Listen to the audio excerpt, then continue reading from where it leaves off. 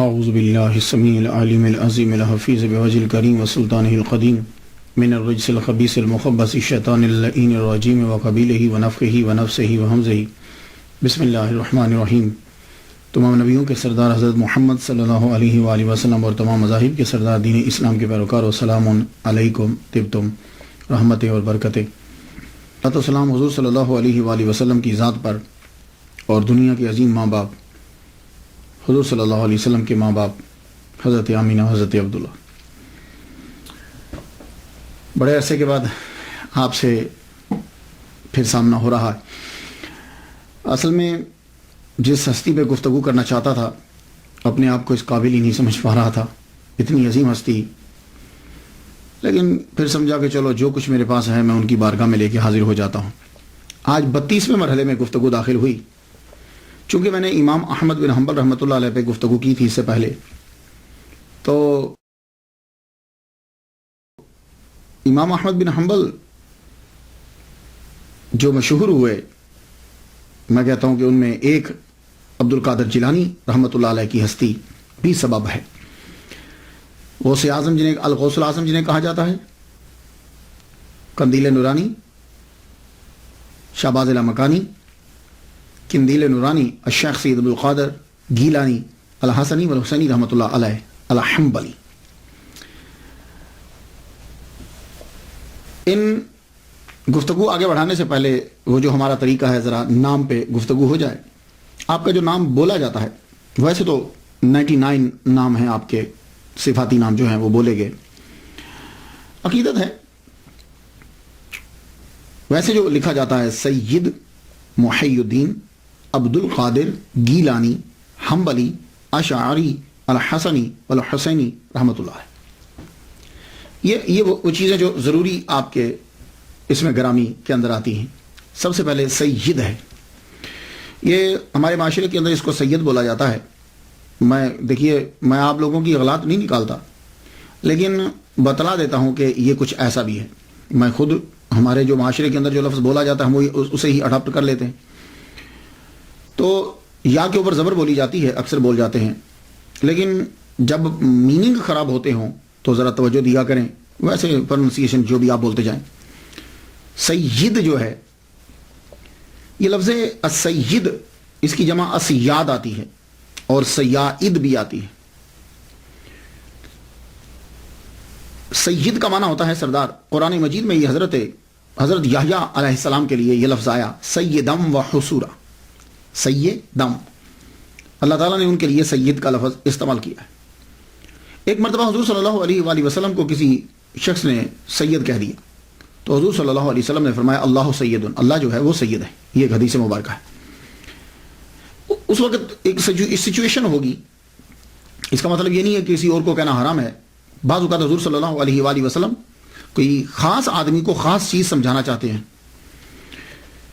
جب حضور صلی اللہ علیہ وآلہ وسلم کو اللہ تعالیٰ نے نواسے عطا فرمائے، حضرت امام حسین، حضرت امام حسن، تو حضور صلی اللہ علیہ وسلم نے فرمایا حسن والحسین سیدہ شباب اہل الجنہ، یہ میرا بیٹا حسن اور میرا بیٹا حسین، یہ دونوں جنتی نوجوانوں کے سردار ہیں۔ یعنی کہ وہ لوگ کہ جو جوانی میں مرے، غور سے سنیے گا، وہ لوگ جو جوانی میں مریں گے اور جنتی تھے ان کے یہ سردار ہوں گے۔ یہ بات یاد رکھیے گا، کیونکہ اس لیے کہ ایک اور حدیث بھی ہے، حضرت ابوبکر صدیق رضی اللہ تعالیٰ عنہ اور حضرت عمر کے بارے میں کہا گیا کہول اہل الجنہ، یہ سید ہیں جنتی بوڑھوں کے۔ تو جنت میں بوڑھا تو کوئی ہوگا نہیں، جنت میں تو سارے لوگ جائیں گے تو 33 سال کے جوان ہوں گے۔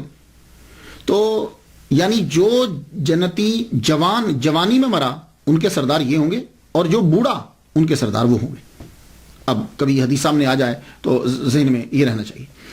تو سید جو ہے، یہ لفظ حضور صلی اللہ علیہ وآلہ وسلم نے جب یہ فرمایا کہ یہ سردار ہوں گے، تو اس دن کے بعد یہ لفظ سید جو ہے یہ حضرت بی بی فاطمہ الزہرا رضی اللہ تعالیٰ عنہا کے بچوں کے ساتھ استعمال ہونے لگا۔ شروع میں تو یہ لفظ استعمال نہیں کیا جاتا تھا، بعد میں آپ کی اولاد کے ساتھ یہ لفظ خاص ہو گیا۔ لیکن مختلف علاقوں کے اندر جو حضرت بی بی فاطمہ کی اولاد ہے ان کے لیے مختلف القاب ہیں۔ کہیں ان کو باوا کہا جاتا ہے، باوا جی، کہیں باپو کہا جاتا ہے، کہیں ان کو پکارا جاتا ہے آل نبی، اولاد علی، آل رسول، مرشد، اور عرب کے علاقوں میں سیدوں کو شریف کہا جاتا ہے. یہ جو اسیاد ہیں، سیاد ہیں، یہ انہیں شریف کہا جاتا ہے. تو عرب میں شریف امام حسن کی اولاد کو اور سید امام حسین کی اولاد کو یہ بھی کہتے ہیں مصر کی سائڈ میں. خیر بہرحال شریف جو ہے وہ ان کے لیے لفظ جو ہے وہ استعمال کیا جاتا ہے. ویسے ایک لفظ سید بھی ہے اور سیدنا بھی ہے. ویسے تو کوئی فرق نہیں ہے، لیکن نام کے ساتھ اگر سید لکھا ہو تو 99% اس سے مراد یہ ہوتا ہے کہ ان کی کاسٹ جو ہے وہ سید ہے، اور اگر سیدنا لکھا ہو تو پھر دونوں احتمال ہوتے ہیں. یہ بھی احتمال ہوتا ہے کہ وہ حضرت بی بی فاطمہ کی اولاد میں سے، اور یہ بھی احتمال ہوتا ہے کہ مریدین نے اپنے مرشد کو جو ہے وہ پکارا سیدنا کر کے، جیسے ہم تمام انبیاء کے ساتھ سیدنا. یا حضرت عمر رضی اللہ تعالیٰ عنہ جب حضرت بلال حبشی رضی اللہ تعالیٰ عنہ کو پکارتے تھے تو کہتے تھے سیدنا. تو سید اور سیدنا. ویسے تو آج کل عرب میں اگر آپ چلے جائیں تو جب لیٹر لکھتے ہیں، خط لکھتے ہیں، تو خط لکھتے ہوئے وہ سیدی لکھ دیتے ہیں شروع میں. جیسے جناب ہوتا ہے نا، عزت ماب جناب، تو سیدی لکھ دیا جاتا ہے. حضرت الغوث الاعظم جو ہیں، ان کے ساتھ جب سید آیا تو دونوں طرح سے ہوا. پیر و مرشد بھی ہے، سیدنا بھی، سید اولاد فاطمہ سے، حضرت بی بی فاطمہ کی اولاد بھی، اور ویسے بھی ہمارے سردار ہیں.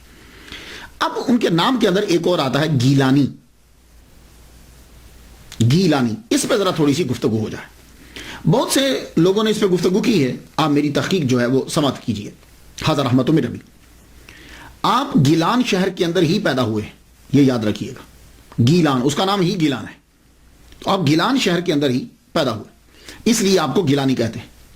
اور کچھ لوگ آپ کو جیلانی کہتے ہیں جی آپ جیلان کے اندر پیدا ہوئے. لیکن یہ بات ہوتا ہے کہ جیلان اور گیلان دونوں ایران کے ہی شہر ہیں. یہاں دونوں، جیلان بھی اور گیلان بھی، اور اب بھی ایران کے اندر یہ موجود ہیں. مگر فرق یہ ہے، کچھ لوگوں نے یہ کہا کہ جی اصل میں تو یہ گیلان تھا، تو عربی میں چونکہ گاف نہیں ہوتی تو اس لیے انہوں نے اس کو جیلان کہہ دیا. نہیں، جیلان اصل میں یہ گیلان ہی ہے.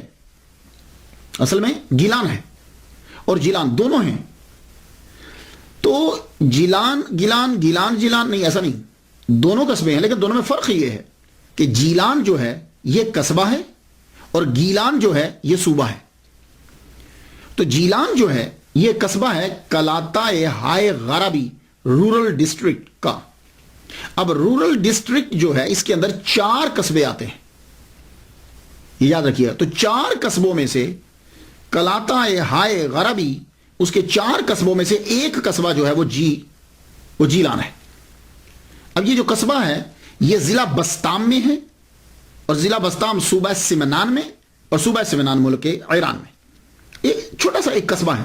اور 2013 کے مطابق یہ جیلان قصبے کی آبادی جو ہے وہ تقریباً 800 ہے. 800 ہے.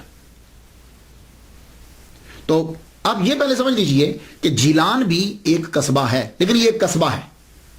رورل ڈسٹرکٹ کے اندر 4 قصبے ہوتے ہیں اور ان میں ایک قصبہ یہ جیلان ہے. اب آ جائیے گیلان. تو گیلان جو ہے یہ جدید ایران کے اندر یہ ایک صوبہ ہے، 31واں صوبہ ہے گیلان. اور یہاں کی بنی ہوئی اشیاء بہت مشہور ہیں. اور گیلان کا جو صوبہ ہے یہ ایران کی جنت کہلاتا ہے، یہ یاد رکھیے گا. جیسے ہمارے ہاں کشمیر ہے، کاغان ہے، چترال ہے، یا سوئٹزرلینڈ یورپ کے اندر ہے. تو ایران کے اندر جو گیلان ہے یہ ایران کی جنت کہلاتا ہے. کیوں؟ باغات ہیں، دریا ہیں، سبزہ ہی سبزہ ہے.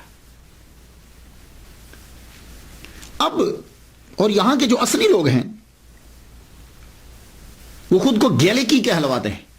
گیلان کے جو پرانے لوگ ہیں، جو اصلی باشندے، اور وہ اپنی لینگویج کو بھی، جو اصل میں پرشین کی، فارسی ہی کی ایک قسم ہے، ایک لائن ہے، وہ اپنی لینگویج کو گیلکی لینگویج کہتے ہیں، جبکہ ہے وہ پرشین. تو گیلان سے بغداد کا جو فاصلہ ہے، ڈیسٹینیشن جو ہے، بیچ کا فاصلہ جتنا ہے وہ تقریباً 629 کلومیٹر ہے. تو کئی وجوہات کی بنا پر میں نے جو بہت پڑھا، اتنا وقفہ جو اس تقریر کے اندر ہوا، کئی ایسے قرائن ہیں اور شواہد ہیں کہ جس سے یہ پتہ چلتا ہے کہ آپ گیلان ہی کے اندر رہتے تھے، جیلان میں نہیں، گیلان ہی کے اندر رہتے تھے۔ تو اب یہ گیلان جو ہے، اسی کو جب لکھا گیا عربی کے اندر، کیونکہ تب تو آپ کی پرانی جتنی کتابیں ہیں وہ ساری عربی میں ہیں، تو عربی میں گاف نہیں ہوتا، تو اس کو گاف کو جیم کر دیا گیا۔ لیکن فارسی میں اور اردو کے اندر وہاں گاف ہوتا ہے، گاف لکھا جاتا ہے، تو اس لیے ایسا ہو سکتا ہے، لیکن گیلان ہی ہے۔ اب وہ گیلان کس طرح ہے، میں چند چیزیں آپ کے سامنے پیش کرتا ہوں۔ پہلی بات تو یہ ہے کہ آپ کے والد گرامی نے بہتا ہوا ایک سیب جو ہے وہ کھایا، رائٹ، دریا سے اٹھایا، اور آپ وہیں رہنے لگ گئے، اور یہ جو باغات ہیں اور دریا ہیں یہ گیلان کے اندر ہیں۔ دوسری، اکثر کتابیں جب آپ پڑھتے ہیں جی انہوں نے 400 مائل کا سفر طے کیا اور وہ بغداد پڑھنے کے لیے پہنچے، تو یہ 400 مائل جو بنتا ہے، یہ 400 مائل جو ہے یہ گیلان ہی سے بغداد بنتا ہے، اور 629 کلومیٹر اور 400 کے قریب مائل جو بن جاتا ہے۔ اور تیسری بات کہ آپ نے یہ پڑھا کہ حضرت عبداللہ سومعی رحمۃ اللہ علیہ جو الغوث الاعظم کے نانا ہیں، ان کے باغات تھے، تو یہ باغات گیلان کے اندر ہی ہے۔ چوتھی بات، کیسپین سی کا اکثر حوالہ آپ پڑھیں گے جب بھی الغوث الاعظم عبد القادر گیلانی رحمۃ اللہ علیہ کی سیرت پڑھی جاتی، کیسپین سی کا ذکر ضرور آتا ہے۔ یہ کیسپین سی بھی گیلان میں ہے۔ پھر اس کے بعد جب بھی آپ پڑھیں گے تو جودی پہاڑ کا ذکر پڑھتے ہیں، کوہ جودی جہاں حضرت نوح علیہ السلام کی کشتی لگی تھی، تو وہ جودی پہاڑ بھی جو ہے وہ کیسپین سی گیلان کے پاس ہی ہے۔ اور پھر آپ نے ان کی سیرت میں یہ پڑھا کہ ایک بڑا سرسبز و شاداب علاقہ جو ہے وہ آپ نے لیا، وہ بھی گیلان ہی میں آپ نے لیا، اور یہی جو ہے وہ آپ کے آباء و اجداد کی جو ہے وہ قبر بھی۔ اور خواجہ معین الدین اجمیری چشتی رحمۃ اللہ علیہ نے اپنے خود سے اپنے پیسے دے کر وہاں ایک کمرہ بنوایا، اور 57 دن اس حجرے میں آپ ان کے ساتھ رہے۔ اور ایک اور دلیل سنیے، آپ جب حضرت عبد القادر گیلانی رحمۃ اللہ علیہ کا نام پڑھیں گے تو آپ کو پرانی جو بڑی تحقیق یہ کتابیں، چھوٹی کتابوں کا بات نہیں کر، بڑی عملی ملے گا۔ عبد القادر گیلانی عملی، یہ عملی کیا ہے؟ یہ بھی اصل میں ایک قصبہ ہے، شہر ہے، اور آپ جانتے ہیں کہ یہ کہاں ہے؟ یہ ہراز دریا کے کنارے پر واقع ہے، اور یہ بھی گیلان کے پاس ہے، اور اس دریا ہی کے گرد درخت بھی ہیں اور باغات بھی۔ تو یہ تھی جو تحقیق، اتنے دن لگے۔ تو اصل میں آپ رہتے ہیں، آپ کا گھر اور نانا یہ سب ہراز دریا کے کنارے پر ہی، اور یہ گیلان میں ہے، کیسپین سی وہیں ہے، کوہ جودی وہیں ہے، تو یہ اصل میں آپ گیلانی ہیں، اور وہیں سے 400 مائل کا سفر بنتا ہے۔ اب آ جائیے حنبلی۔ حضرت عبد القادر گیلانی رحمۃ اللہ علیہ کے ساتھ حنبلی آتا ہے۔ یہ حنبلی کیا ہے؟ امام احمد بن حنبل، ان کے دادا کا نام تھا حنبل۔ حنبل کا معنی کیا ہوتا ہے؟ حنبل کا معنی ہوتا ہے لوبیا کھانا۔ لوبیا سمجھتے ہیں؟ وہ کڈنی بینز جو ہوتے ہیں، وہ گردے کی شکل کے جو ہیں، انہیں لوبیا کہتے ہیں، کڈنی بینز۔ تو حنبل کا معنی ہوتا ہے لوبیا کھانا، اور حنبل کا معنی ہوتا ہے موزہ اور پرانی آستین پہننا۔ یہ اس کے میننگ بتا رہا ہوں میں آپ کو، لیکن چونکہ امام احمد بن حنبل مشہور ہوئے تو ان کے جتنے پیروکار تھے ان کی فقہ میں یا ان کے تصورات پر جو عمل کرتے تھے وہ حنبلی کہلوائے۔ تو الغوث الاعظم عبد القادر گیلانی رحمۃ اللہ علیہ حنبلی اس لیے کہلوائے کہ آپ امام احمد بن حنبل رحمۃ اللہ علیہ کے پیروکار تھے فقہ کے اندر۔ یہ بات آپ یاد رکھیے گا۔ اور امام احمد بن حنبل کے آپ پیروکار کیوں ہوئے، یہ ایک بڑا کوشچن ہے۔ عبد القادر گیلانی رحمۃ اللہ رفع اجدان کرتے تھے، یہ بات یاد رکھیے گا، آپ حنفی نہیں ہیں، تو آپ حنبلی کیوں رہے؟ اس کی ایک وجہ تو یہ ہے کہ آپ المدرسۃ النظامیہ میں پڑھتے رہے۔ المدرسۃ النظامیہ کے اندر حنابلہ اور شوافع اور اشعری ان کا فلسفہ پڑھایا جاتا تھا، دونوں کی فقہ پڑھائی جاتی تھی، ایک بات۔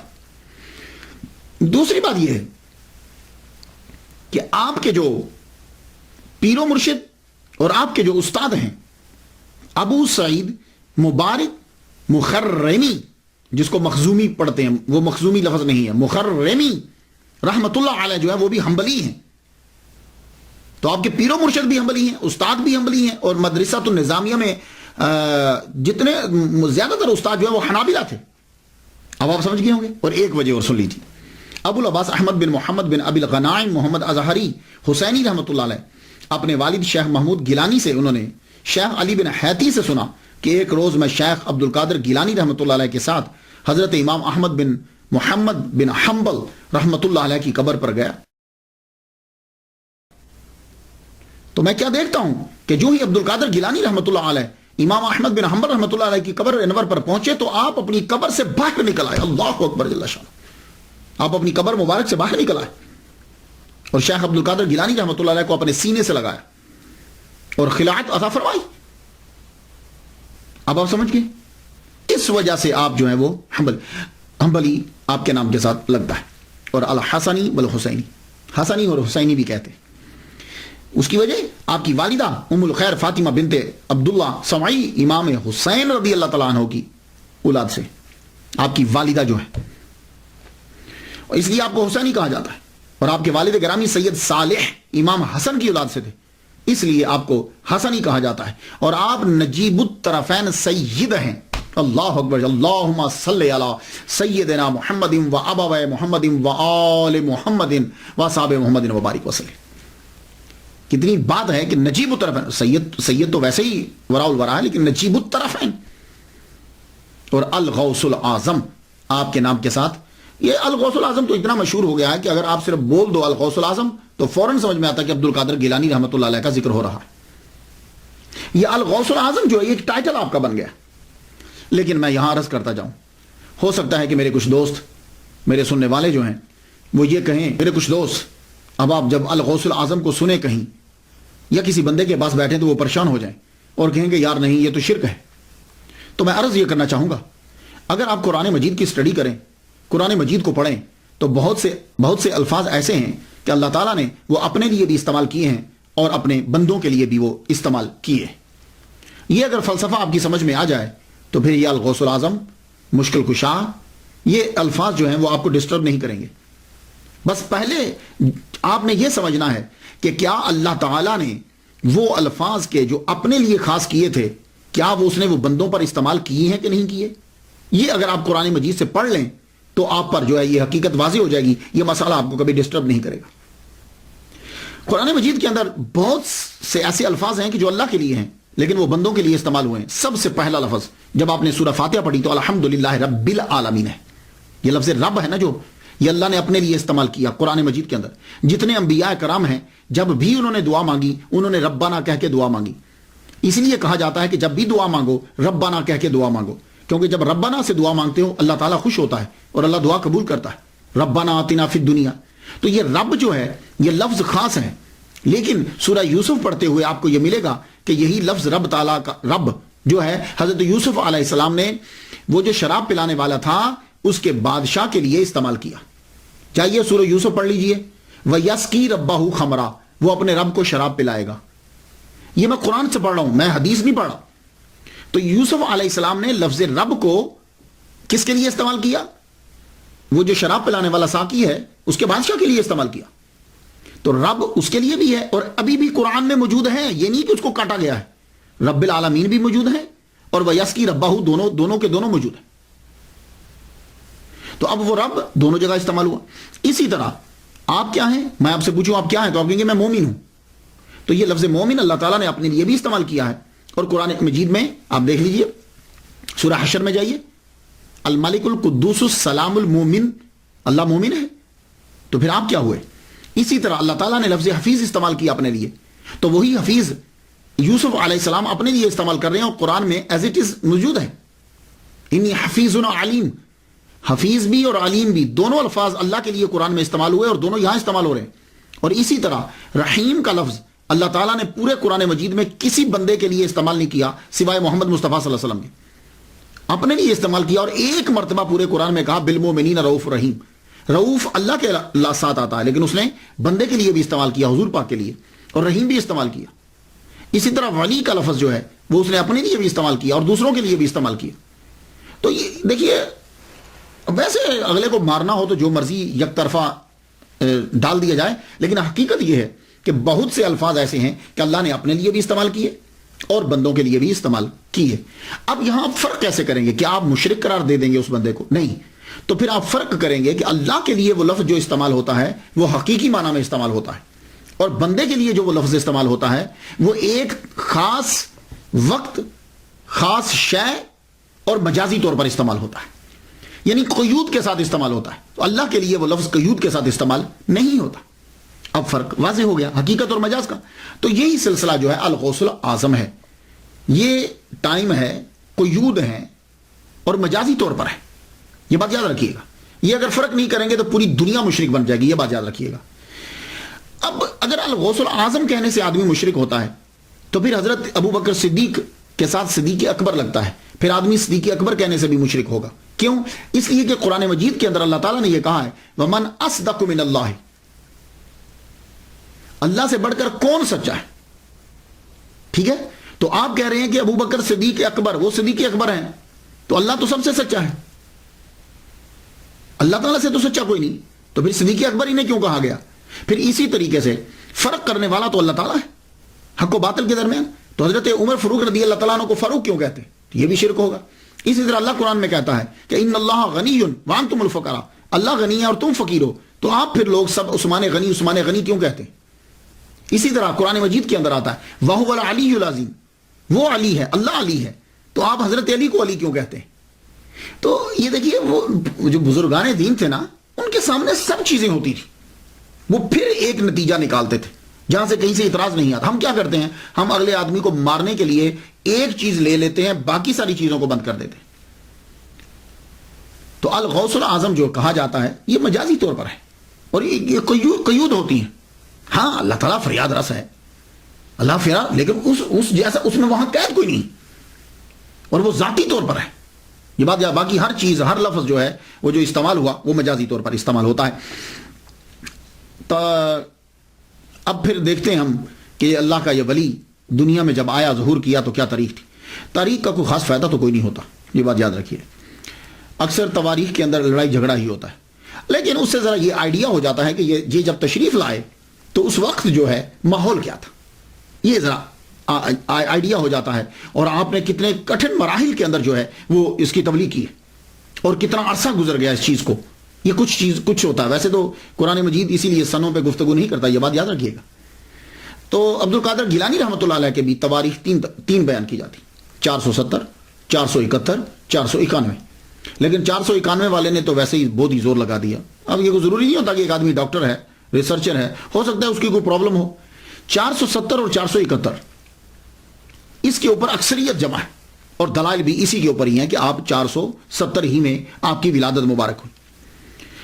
میں نے جو صاحب دلیل دے رہے تھے کہ جی 491 میں ہوئے ہیں، 470 اور 71 میں عبد القادر گیلانی رحمۃ اللہ علیہ پیدا نہیں ہوئے، تو دلیل انہوں نے یہ دی کہ شیخ سعدی رحمۃ اللہ علیہ جو ہیں وہ گلستان سعدی کے صفحہ 45 پہ لکھتے ہیں کہ عبد القادر گیلانی را دیدم، میں نے عبد القادر گیلانی رحمۃ اللہ علیہ کو دیکھا در حرم کعبہ میں نے دیکھا کہ کنکریوں کے اوپر اپنے چہرے کو رکھے ہوئے اللہ کی بارگاہ میں رو رہے تھے۔ تو بھائی سنو یار، شیخ سعدی رحمۃ اللہ علیہ ہو سکتا ہے کہ جس طرح 470 اور 471 جو ہے اس کے اندر تبدیلی ہو سکتی ہے، تو کیا دیدم اور دیدند میں نہیں ہو سکتی؟ دیدند اور دیدند میں نہیں ہو سکتی ہے۔ اور دوسری بات ہے پاسبلٹی نہیں ہے۔ وجہ یہ ہے الغوث الاعظم کی تاریخ بدائے 470 ہی ہے۔ وجہ یہ ہے کہ آپ کی ولادت سے 5 سال قبل، غور سے سنیے گا، آپ کی ولادت سے 5 سال قبل داتا گنج بخش علی حجویری رحمۃ اللہ علیہ دنیا سے رخصت ہو گئے۔ یہ باتیں سننے والی ہوتی ہیں، اس پہ بہت۔ عبد القادر گیلانی رحمۃ اللہ علیہ 470 ہی میں پیدا ہوئے۔ وہ کیسے؟ کہ آپ کی ولادت سے 5 سال قبل جو ہیں وہ داتا گنج بخش علی حجویری رحمۃ اللہ علیہ دنیا سے رخصت ہو گئے۔ اور یہ تبھی ہو سکتا ہے، اور اب عبد القادر داتا گنج بخش علی حجویری رحمۃ اللہ علیہ جو ہے ان کا وصال 465 ہجری میں ہوا ہے. تو یہ 5 سال تبھی بن سکتے ہیں جب عبد القادر گیلانی رحمۃ اللہ علیہ 470 میں پیدا ہو.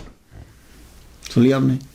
یہ ہزار احمد تو میرا بھی، میں نے اس پہ بہت ریسرچ کی، کیونکہ ایک بہت بڑے ڈاکٹر صاحب تو انہوں نے اتنی موٹی کتاب لکھ دی کہ نہیں 491 میں ہوئے، 470 ہی ہے. اور 5 سال کے بعد آپ جو ہیں وہ پیدا ہوئے ان کی رخصت سے، اور وہ 465 میں ہے، تو یہ 470 تک بنے گا. خاندان جو ہے عبد القادر گیلانی رحمۃ اللہ علیہ کا خاندان عظیم خاندان، سادات کا خاندان، اللہ اکبر، اس خاندان کو سلام. نجیب الطرفین سید اور کردار کی کمال تک پہنچے ہوئے، ماں باپ بھائی نانا، اللہ اکبر جل شانہ. الغوث العظم کا نانا سید عبداللہ سومئی رحمۃ اللہ علیہ حسینی سید، اور آپ کے والد گرامی سید ابو صالح موسیٰ رحمۃ اللہ علیہ یہ حسنی سید ہے. ان کی شادی کا واقعہ بھی بڑا عجیب ہے. حضرت سید ابو صالح موسیٰ رحمۃ اللہ علیہ آپ گیلان میں رہتے تھے، اور گیلان میں سبزہ ہی سبزہ ہے، باغات ہیں، دریا، پہاڑ، بہت خوبصورت منظر ہے، کبھی آپ جائیے. تو اب ایسے علاقے کے اندر ایک ینگ آدمی کو کیسے بچنا ہے؟ تو اس کے لیے بہترین طریقہ یہ ہے کہ وہ روزے رکھے. اس لیے جوان آدمی کے لیے روزے رکھنے کا کہا گیا. اور آپ نے کبھی غور کیا 13 14 15 13 14 15 چاند کی روزے رکھنے کو حضور نے بولا؟ کیوں؟ چاند عروج پہ ہوتا ہے، اور جب چاند عروج پہ ہوتا ہے تو پھر پانی جو ہے وہ اچھلتا ہے. کبھی آپ جائیے سمندر پہ دیکھیے، اس کی وجہ سے انسان کے اندر کا بھی جو ہے وہ بھی جوش مارتا ہے. تو ان دنوں میں روزہ رکھنے کو کہا گیا. اور آپ نے دیکھا کہ جتنے بڑے بڑے ہوٹل ہیں مہنگے، جو بڑی بڑی یہ عمارتیں بنتی ہیں، وہ سمندر کے کنارے پہ بناتے ہیں. ایک ویو آتا ہے، وہاں لوگ عیاشی کے لیے جاتے ہیں. تو جہاں سبزہ ہوگا، دریا ہوں گے، پانی ہوگا، تو وہاں کنٹرول کیسے کرے آدمی اپنے اوپر؟ تو بہترین طریقہ روزہ ہے. تو حضرت سید ابو صالح موسیٰ جوانی میں روزے رکھ رہے ہیں. تو روزہ رکھتے ہوئے آپ چل رہے ہیں ایک دریا کے ساتھ ساتھ. میری بڑی کوشش تھی بچپن سے میں تلاش کروں کہ یہ دریا کون سا ہے کہ جس دریا کے کنارے آپ چل رہے ہیں. تو جب میری ریسرچ یہ ہے کہ وہ دریا جو ہے وہ ہراز ریور ہے، یہ گیلان کے اندر ہے. اور اگر آپ اس دریا کو جا کر دیکھیں تو یہ دریا اب بھی گلیوں محلوں سے گزرتا ہوا نظر آتا ہے. اس کی مثال میں آپ کو دیتا ہوں. کوئی دریا جب پہاڑی رستوں سے نکل رہا ہو نا تو تب جا کے دیکھیے گا اس کو. یا آپ کبھی کینیڈا آئے ہوں تو کینیڈا کا بھی دریا جو ہے نا وہ بھی اسی طرح سڑک کے ساتھ ساتھ گزرتا جاتا ہے. تو وہ بالکل شفاف پانی ہو جاتا ہے، اتنی گہرائی نہیں ہوتی، نالے کی طرح نکلتا جاتا ہے. تو یہ ہراز دریا بھی بالکل اسی طرح ہی ہے. تو ہراز دریا کے کناروں کے اوپر باغات ہیں، یہ بات یاد رکھیے گا. اور یوں نکلتا ہے، ایسا لگتا ہے جیسے گلیوں میں سے گزر رہا ہے. تو آپ اس کے بالکل کنارے پہ چل رہے ہیں تو ایک سیب بہتا ہوا آ گیا. اور یہ باغات، سیب کے باغات اور یہ سارے سرسبز و شاداب علاقہ گیلان کے اندر ہی، اور ہراز بھی ریور گیلان میں ہی ہے. تو وہاں سے جب سیب بہتا آ رہا تھا، آپ نے سیب اٹھا لیا. سیب اٹھا کے کہا چلو روزہ افطار کر لیں گے. روزہ تو افطار کر لیا. افطار کرتے ہی بعد میں خیال آیا یہ کیا کر بیٹھا میں، اگر قیامت کے دن اس کے بارے میں پوچھ گچھ ہو گئی تو میں کہاں سے جواب دوں گا. اب سوچنے لگے کیا کروں. ایک دم خیال آیا کہ یہ ادھر سے آ رہا تھا، مخالف سمت میں چل پڑے.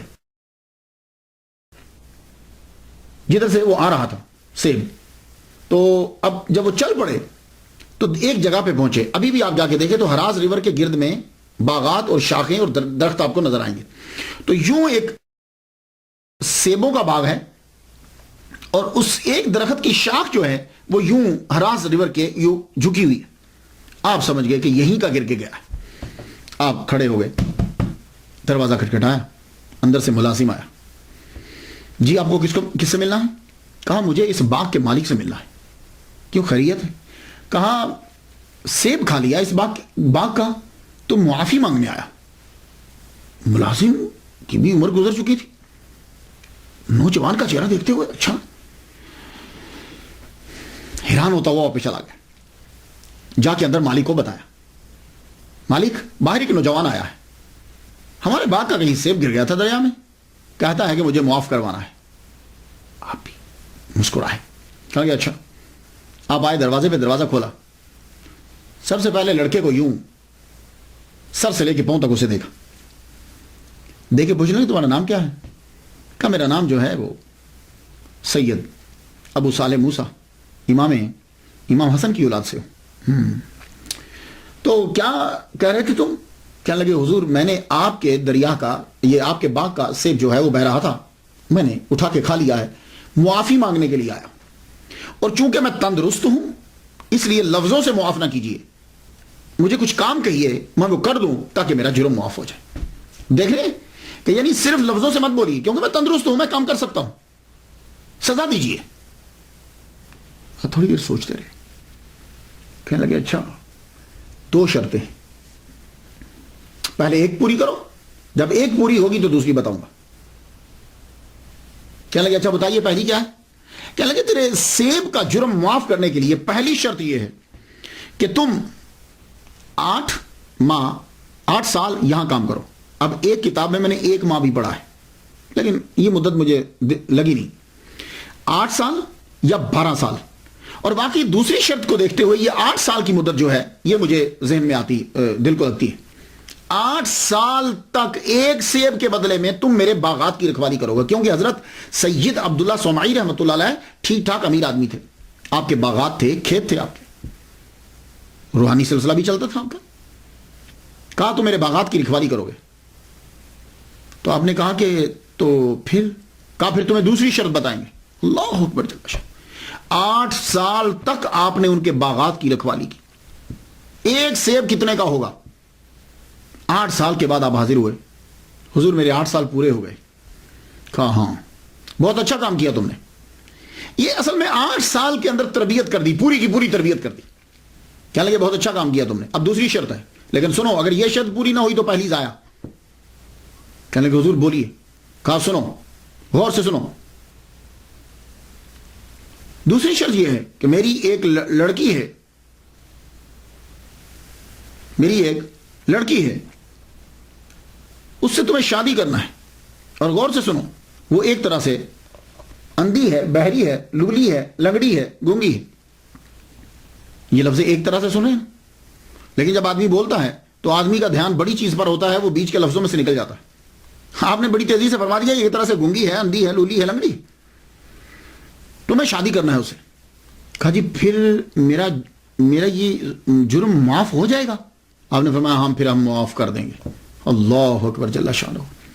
ایک سیب ہے کہ 8 سال پہلے گزار چکے ہیں، اور ہمارے ہاں یہاں کیا ہوتا ہے، اگر آپ لوگ پاکستان سے ہیں، میں باقی ممالک کے بارے میں تو نہیں جانتا، پاکستان میں کبھی جاتا ہوں تو یہ جب گنا پک جاتا ہے نا، جس سے چینی بنتی ہے، رو نکلتی ہے، یہ گنے کی ٹرالیاں جو ہے نا وہ شوگر ملز کی طرف جاتی ہیں، وہ جب جا رہی ہوتی ہے تو سڑک کے اوپر لڑکے جو ہیں اس کے اوپر چڑھ جاتے ہیں، ایک لڑکا اس کے اوپر چڑھ جاتا ہے، وہ وہاں سے گنے کھینچ کے اتارتا جاتا ہے، اور پیچھے لڑکے جو ہیں وہ پوری ایک جماعت ہوتی ہے، وہ اس گنوں کو پکڑ کے جا کے اسے۔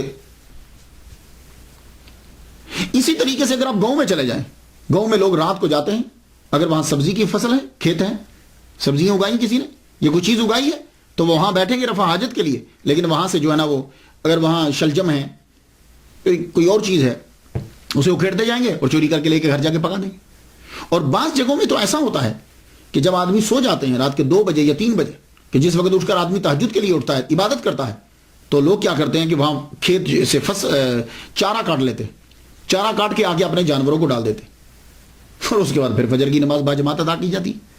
تو یعنی یہاں یہ ہے کہ چارہ اور سبزی، ویجیٹیبلز اور گنے یہ لے لیے جاتے، لیکن الغوث العظم عبد القادر گیلانی رحمۃ اللہ کے والد گرامی نے ایک سیب لیا اور 8 سال تک پہلے تو ملازمت کی، اور اب تیار ہو گئے ایسی لڑکی کے ساتھ پوری زندگی گزارنے میں کہ جن کے والد کہہ رہے ہیں کہ وہ ایک طرح سے اندھی ہے، لولی ہے، لنگڑی ہے۔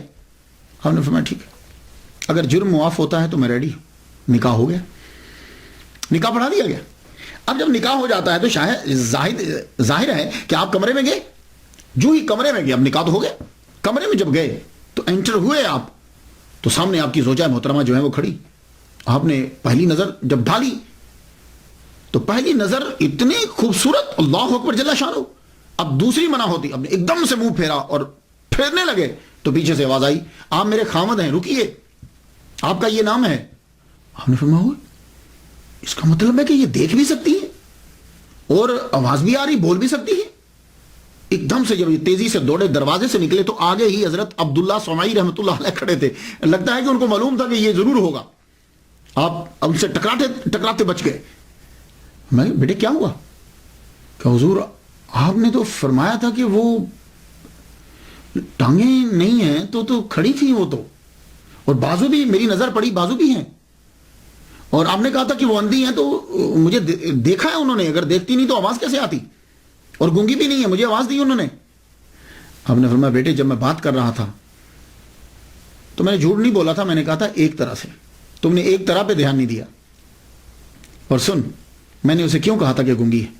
آج تک میری بیٹی نے کسی غیر محرم سے بات نہیں کی، آج تک میری بیٹی نے کسی غیر محرم کی بات کو سنا بھی نہیں ہے، آج تک میری بیٹی نے کسی غیر محرم کو دیکھا بھی نہیں ہے، آج تک میری بیٹی نے کسی غیر محرم کو چھوا بھی نہیں ہے، اور آج تک میری بیٹی کسی غیر محرم کے گھر میں پاؤں سے چل کے بھی نہیں گئی۔ اللہ اکبر جل شانہ۔ آپ نے فرمایا یہ تیری ہی بیوی ہے، میں نے تیرا ہی نکاح اس کے ساتھ پڑھا ہے۔ اب آپ جتنے بھی سن رہے ہو، پوری دنیا میں میرا لیکچر سنا جاتا، آپ مجھے بتا دو، موسیٰ جنگی دوست جیسا باپ ہے، فاطمہ جیسی ماں ہے، تو بیٹا عبد القادر گیلانی رحمۃ اللہ علیہ کیوں نہیں پیدا ہو؟ شادی ہو گئی۔ اب یہاں میں تلاش کرتا ہوں تو کتب میں مجھے نہیں ملتا کہ وہ شادی کے بعد وہیں رہے یا کہیں اور رخصت ہو گئے، لیکن میں نے جتنا پڑھا ہے اور باتوں سے اندازہ مجھے یہی ہوتا ہے کہ آپ وہاں سے گئے نہیں۔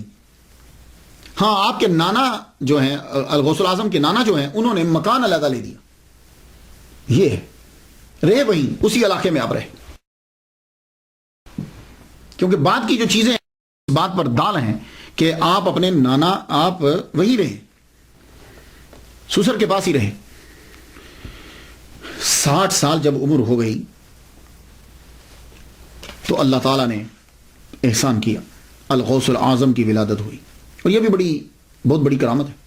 60 سال کی عمر کے اندر بچے کی ولادت ایک ناممکن سی بات ہوتی ہے، یعنی مشکلات میں آ جاتا ہے، اور آپ کی یہ کرامت ہے کہ جب آپ کی 60 سال عمر ہوئی تو اللہ تعالیٰ نے آپ کو بیٹا عطا کیا، اور وہ بیٹا کون ہے؟ وہ بیٹا دنیا میں مشہور ہوا، الغوث الاعظم شیخ سید عبد القادر گیلانی رحمۃ اللہ علیہ۔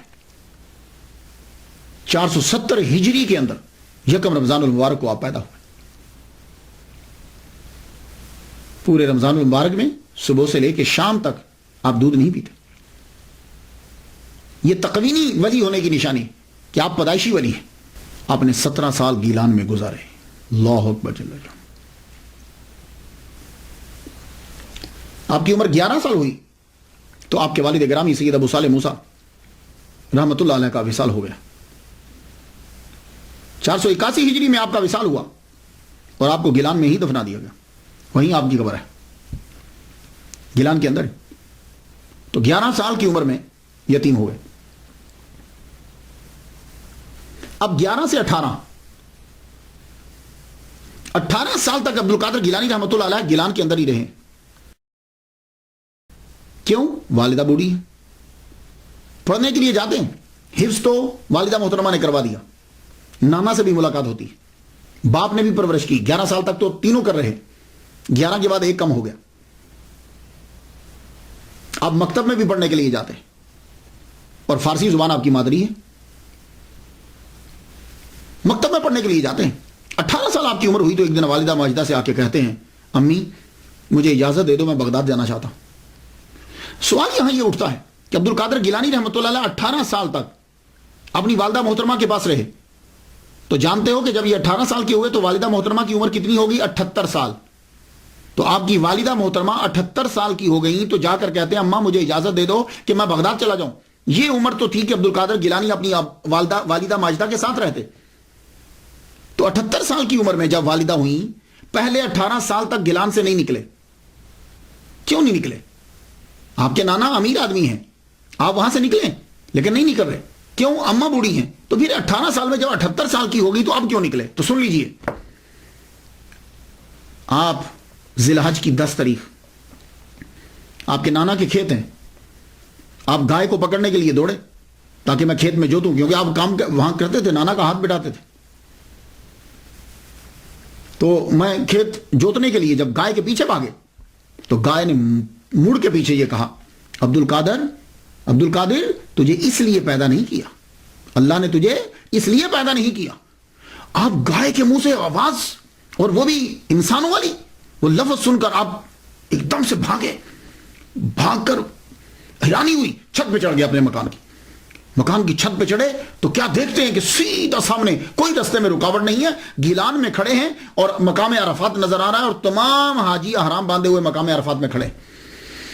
اللہ اکبر جل شانہ، گیلان ایران سے آپ کو مقام عرفات نظر آ گیا، آپ ایک دم سے چھت سے نیچے اترے اور ماں سے لپٹ گئے۔ ماں پوچھنے لگی، بیٹے کیا ہوا؟ کہا ماں میں کیا بتاؤں؟ ماں بولی بیٹے بتاؤ کیا ہو رہا تیرے ساتھ، چپ گمسم رہتے ہو؟ اب بیٹھ کر اپنی والدہ محترمہ سے بیٹھ کے بات کرنے لگے، کہنے لگے ماں جب میں چلتا ہوں نا تو مجھے ایسے محسوس ہوتا ہے کہ میرے ارد گرد کوئی ہے، اور ماں جب میں پڑھنے کے لیے مدرسے جاتا ہوں نا تو آواز آتی ہے، ہٹو ہٹو ولی اللہ کو رستہ دو، اللہ کا ولی آ رہا ہے، ہٹو رستہ دو، جگہ دو۔ تو ماں میں کسی کو محسوس کرتا ہوں اپنے ساتھ، اور آج ماں گائے بھی بولی کہ عبد القادر تجھے اس لیے پیدا نہیں کیا، اور ماں میں چھت پہ چڑھا ہوں نا تو مجھے مقام عرفات نظر آیا۔ ماں کی آنکھوں میں آنسو آ گئے۔ کہا تو بیٹے، کہا ماں عرض کرتا ہوں کہ مجھے بغداد جانے کی اجازت دے دو۔ ماں نے سینے سے لگایا اور ماں رو پڑی، ماں کی آنکھوں میں آنسو آ گئے۔ کہا ماں روتی کیوں، میرے بغداد جانے سے رو رہی ہو؟ کہا نہیں بیٹے بغداد تو جاؤ، ماں خود ولیہ کاملہ ہے، بیٹے جاؤ۔ تو ماں روتی کیوں ہو پھر؟ کہا بیٹے رو اس لیے رہی ہوں کہ جب تو پڑھ لکھ کے واپس آئے گا نا تو میں نہیں ہوں گی۔ کہا اچھا ماں میں جاؤں پھر؟ کہا ٹھیک ہے بیٹے جاؤ۔ ماں نے صدری لی اپنے بیٹے کی، وہ سلوکا جیسے سمجھتے ہیں سلوکا، وہ صدری لی، اس صدری کو بھاری کپڑا لگایا یہاں بغل کے نیچے، موٹا کپڑا لگا کے اس کے اندر 40 دینار اس کے اندر رکھ دیے۔ دینار سونے کا ہوتا ہے، وہ دینار ایک لمبے سفر کے لیے 40 دینار انف کافی ہوتے ہیں، تو آپ نے یہاں رکھ دیے اور بیٹے کو صدری پہنا دی، اور پہنانے کے بعد کہا جا بیٹے اب چلا جاؤ، جا کے بغداد پڑھ، بڑا عالم بن۔ لیکن ایک ہی بات ہے، کسی حالت میں جھوٹ نہ بولنا، یہ جو کسی حالت میں جھوٹ نہ بولنا۔ آپ وہاں سے چلے، اپنی ماں سے اجازت لی، اجازت لے کر وہ صدری پہنی، اب ایک قافلہ جا رہا تھا گیلان سے بغداد، اس کے ساتھ ہو لیے۔ جب اس کے ساتھ ہو لیے، اب گیلان سے بغداد کا فاصلہ 629 کلومیٹر ہے۔ آپ نے یہ پیدل طے کیا، اور تقریباً یہ 391 مائل بنتا ہے، 91 مائلز بنتا ہے، 629 کلومیٹر اور 391 مائل، جسے آپ اکثر کتابوں میں 400 مائل پڑھتے ہیں۔ آپ بغداد کی طرف روانہ ہوئے۔ یہ جو بغداد ہے نا، یہ اصل میں اس کا پروننسیشن باغداد ہے، لیکن کثرت استعمال کی وجہ سے الف گر گیا۔ جیسے پاکستان کے اندر اس کے دارالحکومت کو کہتے ہیں اسلام آباد، اصل میں وہ لفظ اسلام آباد ہے، لیکن کثرت استعمال کی وجہ سے اسلام آباد۔ جیسے وہ فیصل آباد کہتے ہیں، یہ فیصل آباد ہے، اسے فیصل آباد بولتے ہیں۔ تو یہ باغداد تھا، الف گر گیا، کثرت استعمال کی وجہ سے بغداد ہو گیا۔ یہ بغداد جو ہے، اس کی بنیاد، یہ بغداد کا معنی کیا ہے؟ کہتے ہیں کہ یہ فارسی 2 لفظوں کا مرکب ہے، باغ اور داد۔ باغ کہتے ہیں گارڈن کو، داد کہتے ہیں فیر کو، یعنی فیر گارڈن۔ اور کچھ نے یہ کہا کہ باغ اصل میں ایک دیوتا کا نام ہے، اور داد میں نے ہوتا ہے دینا، تو باغ داد گاڈ گفٹڈ، یعنی دیوتا نے دیا۔ خیر جو بھی ہو، اس شہر کی بنیاد عباسی خلیفہ منصور کے کہنے پر رکھا گیا۔ 30 جولائی 762 عیسوی میں اس کی بنیاد رکھی گئی۔ اس شہر کو شہرت کی بلندیوں تک پہنچانے والے عباسی خلفاء ہیں۔ اس شہر میں ہاؤس آف حکمت کے نام سے پوری دنیا کی سب سے بڑی لائبریری اس کے اندر تھی، ہاؤس آف وزڈم، یہ لائبریری کا نام تھا۔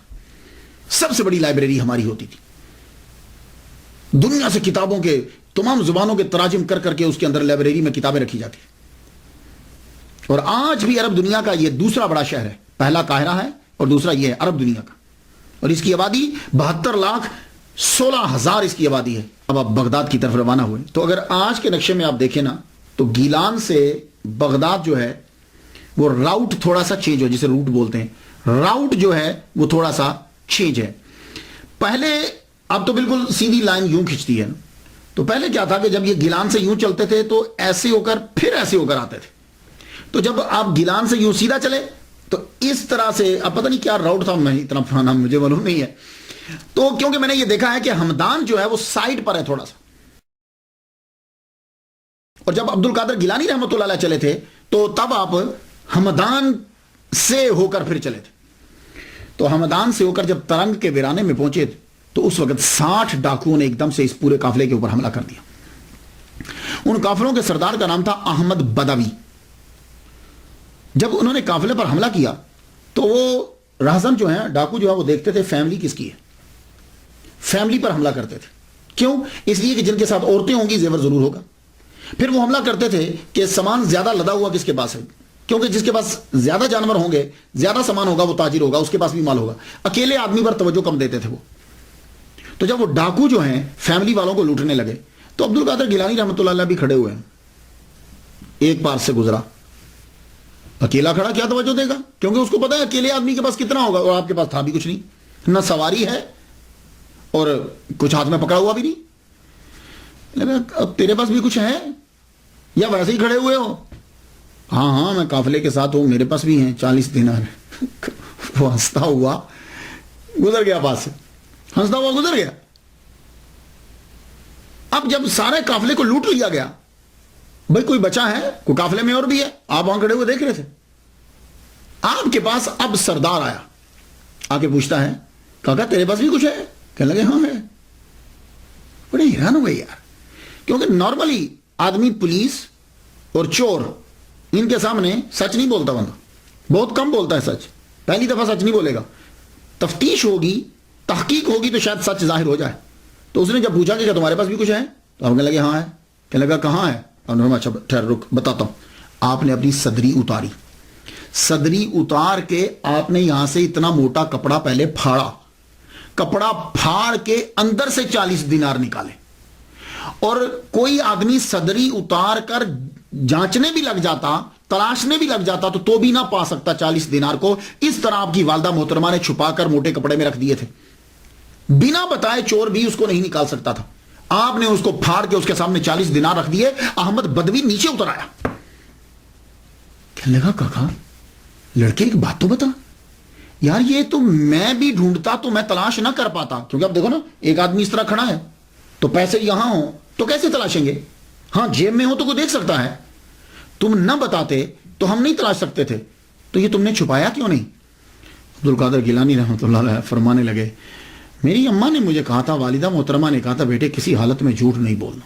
اوئے ہوئے یہ جملہ آپ کے منہ مبارک سے نکل کے جب ہوا کے دوش پہ آیا, اور ہوا کے دوش سے جب احمد بدوی کے کانوں تک گیا, ایک دم سے وہ چیخ اٹھا اور اعلان کرنے لگا, کہنے لگا سب سامان سب کا واپس کر دو, سب لوگوں کا سامان واپس کر دو.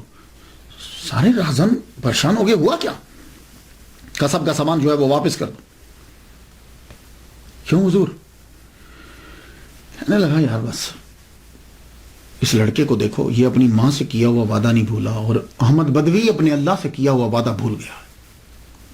نیچے اترا, عبد القادر گیلانی رحمۃ اللہ کے ہاتھ چومے, کہا لڑکے تو نے مجھے رستہ دکھا دیا. اس قدر اس کے اوپر وحشت طاری ہوئی, رات کے سناٹے میں روتا ہوا نکل گیا جنگلوں کی طرف, پھر نہیں پتا چلا کہ کہاں ہوا. عبد القادر گیلانی رحمۃ اللہ علیہ کو 40 دینار واپس کر دیے گئے. اب یہاں ذرا سنو, عبد القادر گیلانی رحمۃ اللہ علیہ بغداد میں پہنچے, سب سے پہلے آپ نے وہ 40 دینار فقیروں میں تقسیم کر دیے. سنو یہ ہیں 11ویں والے. تو عبد القادر گیلانی رحمۃ اللہ علیہ نے وہ 40 دینار سب سے پہلے فقیروں کو تقسیم کر دیے, اس کے بعد خالی. لو اس کے بعد خالی, اب اپنے پاس کچھ بھی نہیں ہے. آپ کے نانا سید عبداللہ سومائی رحمۃ اللہ علیہ کہ کوئی جان پہچان والے بغداد کے اندر تھے, ان کے پاس آپ پہنچے. اس میں مختلف روایات ہیں, لیکن میں تسلسل کے ساتھ جو بات کرنا چاہتا ہوں وہ سماعت کیجیے. انہوں نے آپ کو بتلایا کہ دیکھو یہاں 2 مدرسے ہیں بغداد کے اندر اس وقت بڑے, ایک المدرسۃ النظامیہ ہے اور ایک المدرسہ احناف ہے. بتاؤ کس میں داخل ہونا چاہتے ہو؟ حضرت عبداللہ سومئی رحمۃ اللہ علیہ کے مریدین بھی بڑے تھے اور آپ خود بھی ٹھیک ٹھاک تھے. حضرت عبد القادر گیلانی رحمۃ اللہ فرمایا میں المدرسۃ النظامیہ میں داخل ہونا چاہتا ہوں. آپ نے المدرسۃ النظامیہ میں داخلہ کیوں لیا؟ تو میں خواتین و حضرات میں چاہتا ہوں کہ کچھ آپ کی نظر تھوڑی سی ریسرچ ہو جائے. کرامات تو آپ جا کے پڑھ لیں گے اور آپ کی زندگی گزر چکی ان کے بارے میں پڑھتے ہوئے، لیکن میں کچھ اور گوشوں پہ گفتگو کرنا چاہتا ہوں. المدرسۃ النظامیہ میں داخلہ لیا، وجہ کیا تھی؟ وجہ کیا تھی؟ مسلمانوں، جب مسلمانوں کو علم کے بارے میں پتا تھا تو مسلمانوں نے بڑی بڑی یونیورسٹیز قائم کی، اور وہ یونیورسٹیز جو ہوتی تھی وہ سب سے پہلے مدرسہ بنتی تھی. مدرسہ سے ترقی کرتے کرتے وہ یونیورسٹی بن جاتی تھی. مصر کے اندر الازہر یونیورسٹی 970 عیسوی میں اس کی بنیاد رکھی گئی. فاطمی خلفاء نے رکھی تھی، یہ بھی ایک مدرسہ تھا. مراکو میں کراویجین کی 859 عیسوی میں بنیاد رکھی گئی، یہ بھی ایک مدرسہ تھا. ٹمبکٹو میں سینکھور 988 عیسوی میں اس کی بنیاد رکھی گئی، یہ اس وقت بہت بڑی یونیورسٹی، یہ بھی مدرسہ. اور بغداد کے اندر المدرسۃ النظامیہ 1065 عیسوی میں اس کی بنیاد رکھی گئی، اور یہ بھی بہت بڑی یونیورسٹی.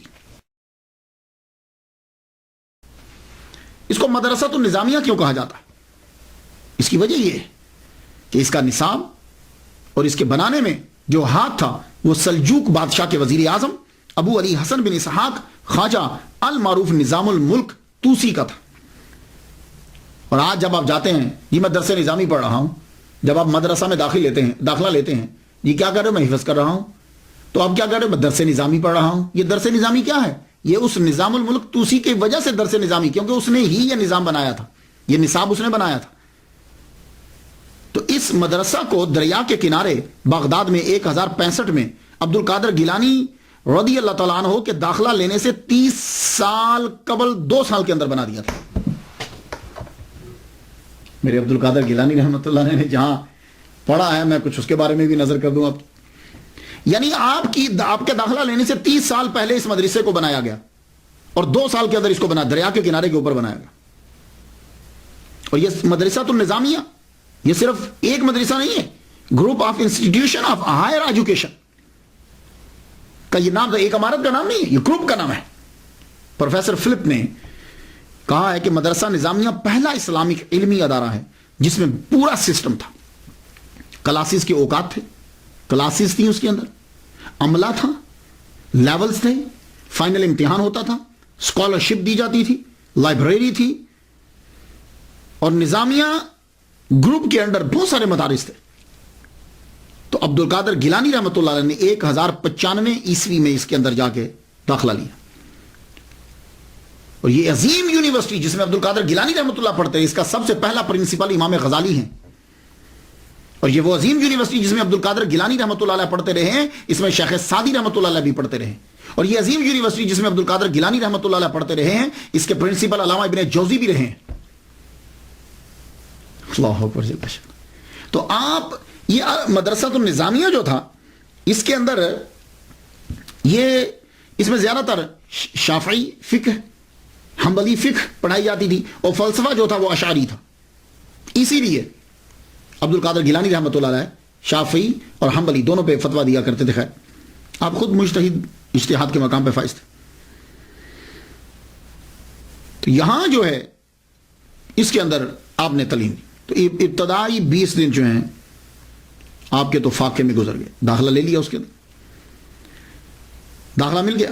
488 ہجری سے آپ کا تعلیمی سفر شروع ہو گیا. 488 ہجری سے 18 سال کی عمر سے. اور یہ سفر 496 ہجری تک رہا، 8 سال تک رہا. آپ نے حفظ تو اپنی والدہ ماجدہ سے کیا، فارسی زبان تو آپ کی مادری زبان تھی. اب آ کے آپ نے سب سے پہلے عربی پڑھی، عربی ادب پڑھا، تفسیر، قرآن، حدیث، فقہ، اصول فقہ، کلام، معانی، انصاب، تاریخ، سب پڑھ لو.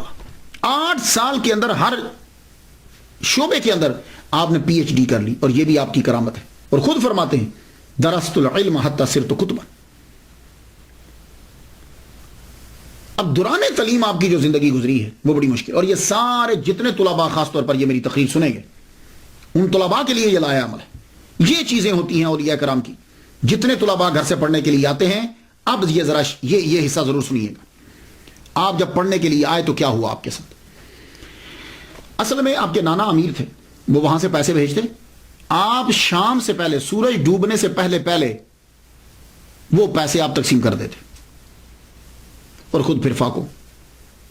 اس کا نتیجہ یہ نکلا کہ المدرسہ النظامیہ سے رہائش آپ کو نہیں ملی، رہائش آپ سے لے لی گئی. رہائش آپ سے لے لی گئی کیونکہ یہ مدرسہ جو ہے یہ ہائی لیول کا مدرسہ تھا. جیسے آج کل آپ ہارورڈ یونیورسٹی امریکہ بول لیں، آکسفورڈ یونیورسٹی لندن میں چلے جائیں، اسلامک یونیورسٹی پاکستان، اس طرح یہ ازہر یونیورسٹی میں چلی جائیں، تو بھائی فیسیں دینا پڑتی ہیں. تو آپ کیا کرتے تھے، جو پیسے آتے اسی وقت غریبوں کو دے دیتے، اور جتنے فقراء بیٹھے ہوتے خانقاہ میں جا کے دے دیتے، تو پھر باقی کیا بچتا، فیس کہاں سے دیں گے؟ تو آپ کو رہائش آپ سے واپس لے لی گئی. جب رہائش واپس لے لی گئی، لیکن اتنا کیا گیا کہ کہا چونکہ آپ محنتی ہو، پڑھتے بہت اچھا ہو، اس لیے ہم آپ کو سبق پڑھنے کی اجازت دیتے ہیں، رہائش کی نہیں. تو آپ عبد القادر گیلانی رحمۃ اللہ علیہ کیا کرتے، آپ المدرسہ النظامیہ میں جاتے، سبق پڑھتے، اس کے بعد کتاب لے کے واپس جنگل میں چلے جاتے.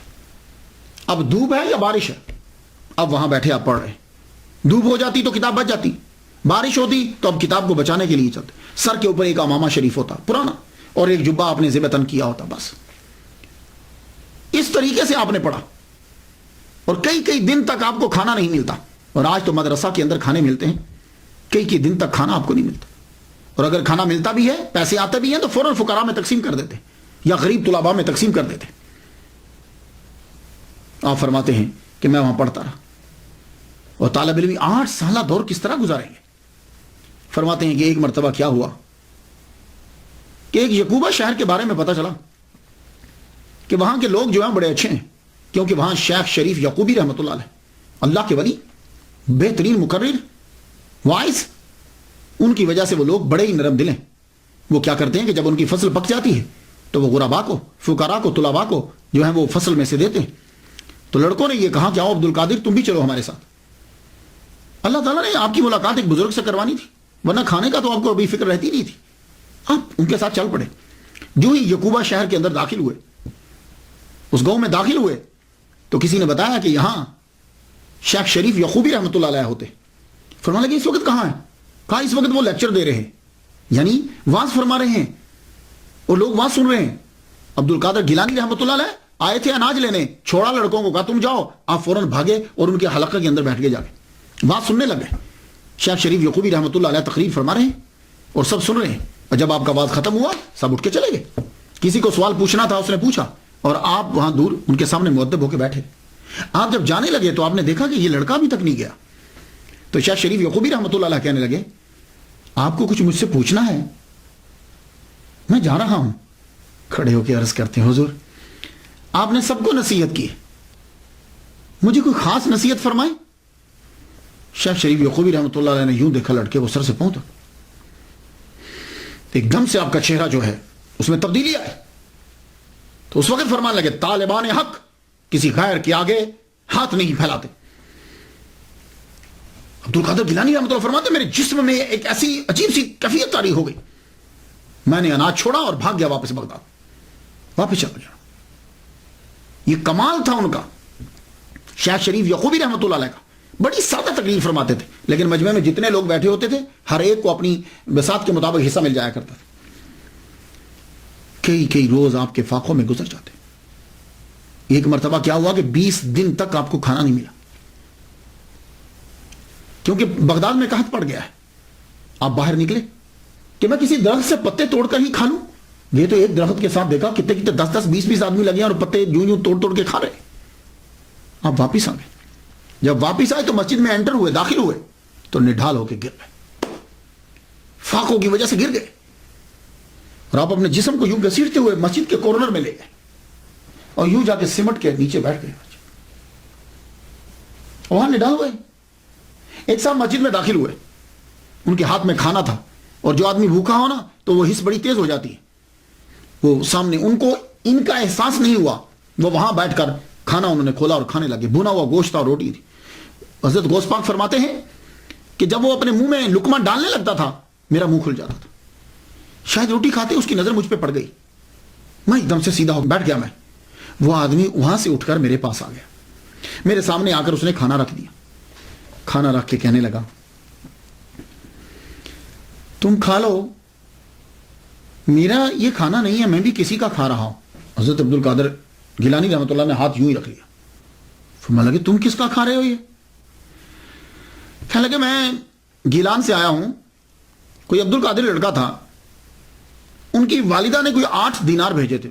اس سے اندازہ لگائیے کہ دینار سونے کا، اس کے اندر درم ہوتے ہیں، درم کے پھر آگے ٹوٹتے ہیں تو شرفیاں بندی، تو بڑا رقم ہوتی تھی وہ۔ میں اس کو کئی دن سے تلاش کرا، میرا اپنا اثاثہ بھی جو ہے وہ صرف ہو گیا، اب میرے پاس اسی کے پیسے بچے تھے، میں اس کے 1 دینار کو توڑایا ہے اور میں یہ بھنا ہوا گوشت اور یہ روٹی لے کر آیا ہوں، وہ عبد القادر ملا نہیں ہے، چلو دونوں مل کے کھاتے ہیں، ملے گا تو معاف مانگ لیں گے۔ اب مسکرا پڑے، کہنے لگا کیوں مسکرا رہے ہو؟ کہا بے جھجک کھاؤ، عبد القادر میں ہی ہوں۔ آپ نے وہ تھوڑا سا کھانا کھایا، اس نے جو باقی پیسے تھے وہ دیے، عبد القادر گیلانی رحمۃ اللہ علیہ نے اسی وقت اٹھ کر وہ سارے پیسے باہر بانٹ دیے جا کے۔ اب بتاؤ، سارے پیسے باہر بانٹ دیے۔ لیکن اب سوال یہ ہوتا ہے کہ اگر عبد القادر گیلانی رحمۃ اللہ علیہ کسی سے مانگتے نہیں تھے، کام نہیں کرتے تھے، یہ جو آپ کا عرصہ ہے یہ بیچ کا، یہ کیسے گزرا؟ یعنی 18 سال کی عمر سے لے کے 46 سال کی عمر تک، 18 سال سے تو آپ آگے تھے، تو یہ پھر کیسے ہوا؟ میں نے پھر اس کی ریسرچ کی، تو کیا آپ ساری زندگی ہی بھوکے رہے؟ نہیں، آپ روزہ بھی رکھتے تھے، مسلسل بھی رکھتے تھے، فاقوں، لیکن بیچ میں ایسا ہوا کہ آپ جب پڑھنے لگتے تھے تو فاقوں کی وجہ سے کیا ہوتا تھا کہ پڑھا نہیں جاتا تھا، اتنے فاقے ہوئے، پڑھا نہیں جاتا تھا، یوں گر جاتے آپ۔ تو حتیف غیبی سے آواز آئی، جاؤ اٹھو، تعلیم کے لیے خوراک کا ہونا ضروری ہے، کوتے لا یموت تو چاہیے نا، اٹھو، اتنی روٹی تو حاصل کر لو کہ جتنا پڑھ تو سکو آسانی سے۔ کہنے لگے میرے پاس تو پیسے نہیں ہیں، میں کہاں سے لوں؟ کہا جاؤ تم جا کے کرو، پیسوں کا بندوبست بھی ہم کر دیں گے، اٹھو۔ عبد القادر گیلانی فرماتے ہیں کہ میں اٹھا، بڑا مشکل کٹن مرلا تھا میرے لیے۔ فرماتے ہیں میں آگے بڑھا تو ایک نان بھائی کی دکان پر میں گیا، یہ تنور پہ جو روٹی لگاتے، تو میں اس سے بات کرنے لگا۔ کہتے ہیں کہ میں نے اسے کہا کہ مجھے 1.5 روٹی روزانہ دے دیا کرو، 1.5 روٹی 24 گھنٹے میں 1.5 روٹی، یہ جو آپ کا 8 سالہ پڑھائی کا دور ہے، 1.5 روٹی مجھے روزانہ دے دیا کرو، اور جب آئیں گے اس شرط پہ، جب آئیں گے تو میں تمہیں دے دوں گا، اور اگر نہ آئے میں مر گیا تو تم مجھے معاف کر دینا۔ یہ جملہ کہا تو نان بھائی رو پڑا، وہ تنور پہ روٹیاں لگانے والا رو پڑا، کہنے لگا ٹھیک ہے تم 1.5 روٹی لے جایا کرو۔ آپ وہاں سے 1.5 روٹی لیتے، پورے 24 گھنٹے میں، یہ پڑھائی کے دوران کی بات کر رہا ہوں جو 8 سالہ دور ہے، کچھ عرصہ آپ نے روٹی لی، پھر کچھ عرصہ بند کر دی بند میں، اور فاقوں کی وجہ سے وہی حال ہو گیا، جب آپ پڑھ رہے ہیں پڑھتے پڑھتے پھر نہیں ڈالو کے گرے پڑے۔ آواز آئی ہم نے آپ سے کہا تھا کہ جاؤ جا کے وہاں سے روٹی لے لیا کرو، کہا روٹی تو میں لینے جاتا ہوں، اب اس کے پیسے کون دے گا؟ مجھے شرم اور ندامت آتی ہے کہ میں آپ اس کے پاس جاؤں، اس کا تو کئی ماہ کا قرضہ بن چکا ہے۔ اچھا جاؤ فلاں جگہ پہ پہنچو، فلاں ایک خاص جگہ بتائی گئی، وہاں تمہاری قرضے چکانے کا سبب پڑا ہوا ہے۔ آپ وہاں پہنچے، جگہ کو کوئی نہیں جانتا تھا، آپ اس جگہ پہ گئے تو سونے کا ٹکڑا وہاں چھوٹا سا پڑا ہوا تھا، آپ نے وہ لیا، اسے بیچا اور نان بھائی کا قرضہ جو ہے وہ چکا دیا۔ تو یہ میں نے آپ کو بتایا کہ آپ کی تعلیم کے دوران یہ سلسلہ بھی جو ہے جاری رہا، فقہ اور اصول فقہ آپ نے پڑھی محمد بن حسین بن محمد ابو الوفا علی بن عقیل حنبلی سے، قاضی ابو سعید محرمی حنبلی رحمۃ اللہ علیہ سے، ابو الخطاب محفوظ حنبلی رحمۃ اللہ سے، اور ادب آپ نے ابو زکریا یحییٰ بن علی سے پڑھا، حدیث آپ نے محمد بن حسن باقلانی، شیخ ابو سعید بن عبد القریم، شیخ ابو الغنائم محمد بن علی بن محمد، ابو طاہر عبد الرحمن بن احمد، محمد بن مختار الحاشمی، علی بن احمد القرخی، عبد القادر بن محمد بن یوسف، ان جیسے جید محدثین سے آپ نے حدیث کو پڑھا۔ اور یہ بھی آپ کی کرامت ہے کہ 8 سال کے اندر ہر علم کے اندر PhD کر لی۔ درست العلم حتی صرت قطبا، میں نے اتنا علم پڑھا کہ میں قطب بن گیا، اور قطب ولایت کے اندر سب سے اعلی درجہ ہے۔ اب 26 سے 46 سال، یہ 20 سال کا عرصہ بنتا ہے۔ اب آپ کا تصوف کی طرف رجحان تو خیر بچپن ہی سے تھا، اب تکوینی ولی ہے۔ تکوینی ولی وہ ہوتا ہے جو پیدائشی ولی ہو، تشریعی ولی وہ ہوتا ہے کہ جو عبادت کر کر کے ولی بنتا ہے۔ آپ تکوینی ولی ہیں، آپ کے بابا کی تربیت، آپ کی ماما کی تربیت، آپ کے نانا کی تربیت، اور خود آپ نے 18 سال جو گزارے، تصوف ہی تصوف ہے. لیکن پھر بھی آپ بغداد کے اندر ایک بہت مشہور خانقاہ تھی، وہ خانقاہ تھی حضرت حماد بن مسلم شامی رحمۃ اللہ علیہ کی، سما بغدادی. یہ شام کے رہنے والے تھے. انہوں نے علم کچھ نہیں پڑھا ہوا تھا، امی تھے، لیکن علم تو نہیں پڑھا تھا، لیکن باطنی میں ان سے کوئی بڑا نہ تھا. آپ ان کی محفل میں پہنچے. اب یہاں دو روایات ہیں، میں نے جو تحقیق کی مجھے دو طرح سے اشارے ملے کتابوں سے، معاف کیجیے گا، کتابوں سے دو طرح کے اشارے ملے. ایک تو یہ ہے کہ آپ جب بغداد آئے ہیں تو پہلے ان سے ملاقات ہوئی ہے کہ آپ انہی کی خانقاہ میں ٹھہرے. ایک یہ اشارہ کہ آپ جب تشریف لائے تو آپ نے یہ جو حضرت حماد بن مسلم ہے، یہ شام سے آ کر انہوں نے یہاں خانقاہ بنائی تھی، اور آپ کے پاس فقراء رہتے تھے، تو آپ ان کے پاس آئے. تو جب آئے تو آپ نے ان کو دیکھتے ہوئے فرمایا کہ تم ظاہری علم جا کر پڑھو، ظاہری علم پڑھو جا کر. اور آپ نے مدرسہ نظامیہ وغیرہ میں جا کے پھر داخلہ لیا. ایک یہ مجھے اشارہ کتابوں سے یہ ملا. مگر وقتاً فوقتاً آپ ان کے پاس آتے رہتے تھے، تعلیم کے دوران بھی آتے اور بیٹھتے. بہت سے تصوف کے مسائل اور مشکل جو چیزیں وہ حل ہوئی ان سے. اور آپ فرمایا کرتے تھے کہ یہ جو اجمی ہے نا، کیونکہ آپ فارسی بولتے تھے نا، یہ جو اجمی ہے نا ایک دن ولایت کے بڑے اعلیٰ مرتبہ پہ فائز ہوگا. اور میں دیکھ رہا ہوں کہ 2 جھنڈے اس کے سر کے اوپر ہیں اور اس کی آسمانوں پر بڑی شہرت ہے. یہ حضرت حماد بن مسلم کہہ رہے ہیں. اور دوسرا نظریہ یہ ہے کہ آپ کی ملاقات حضرت حماد سے تحصیل علم کے بعد ہوئی ہے. یہ دوسرا جو مجھے کتابوں سے اشارہ ملا. وہ کیسے کہ جب آپ نے تمام علوم 8 سال کے اندر جب آپ نے پڑھ لیا، پڑھنے کے بعد بغداد کی حالت آپ نے دیکھی تھی، فتنہ و فساد ہر جگہ، عیاشی ہے، لوگ دین سے ہٹے ہوئے ہیں. تو آپ نے بھی اپنی کتابیں پکڑی، جنگل کی طرف چل پڑے، نکلے. اب جب باب حلبہ کی طرف چلے تو وہاں سے صحرا کی طرف رستہ جاتا تھا. اب جانے لگے تو کسی شے نے یوں دھکا دیا کہ آپ نیچے گر گئے. نیچے گرے تو آواز آتی ہے کہاں جا رہے ہو؟ تو آپ نے بولا میں جا رہا ہوں، میرا دین تو بچ جائے، میں اپنے دین کو بچانے کے لیے جا رہا ہوں. تو آواز آتی ہے مت چھوڑ کر جاؤ، واپس جاؤ، اللہ کی مخلوق کو تم سے فیض پہنچے گا. آپ بولے مجھے اپنے دین کی حفاظت کرنا ہے. آواز آئی تمہارے دین کی کہ تم فکر مت کرو، اللہ تعالیٰ تمہارے دین کو بچائے گا تیرے لیے، بلکہ تو دین کی خدمت کرے گا. یہ ہے دوسرا. آپ وہاں سے اٹھے، واپس آ گئے. واپس آئے تو بغداد کی ایک گلی سے گزر رہے تھے، سنسان گلی ہے، کوئی بھی نہیں ہے. تو پیچھے سے ایک دم سے ایک دروازہ کھلا اور آواز آئی کل کہاں جا رہے تھے؟ آپ نے مڑ کر دیکھا تو دروازہ بند ہو چکا تھا. اب چھان بین کی آپ نے کہ یہ کون ہے کہ جو میرے راز کو جانتا ہے. تو معلوم ہوئی حضرت حماد بن مسلم دباس شامی سما بغدادی رحمۃ اللہ علیہ. آپ پھر ان کے گھر پہنچے. پہلے روز تو انہوں نے بڑی آؤ بھگت کی، بڑی محبت سے پیش آئے. آہستہ آہستہ آپ ان کو اپنے سے جدا کرنے لگے. تم یہاں کیوں آ جاتے ہو؟ تمہارا ہمارے درویشوں کے پاس کیا تعلق؟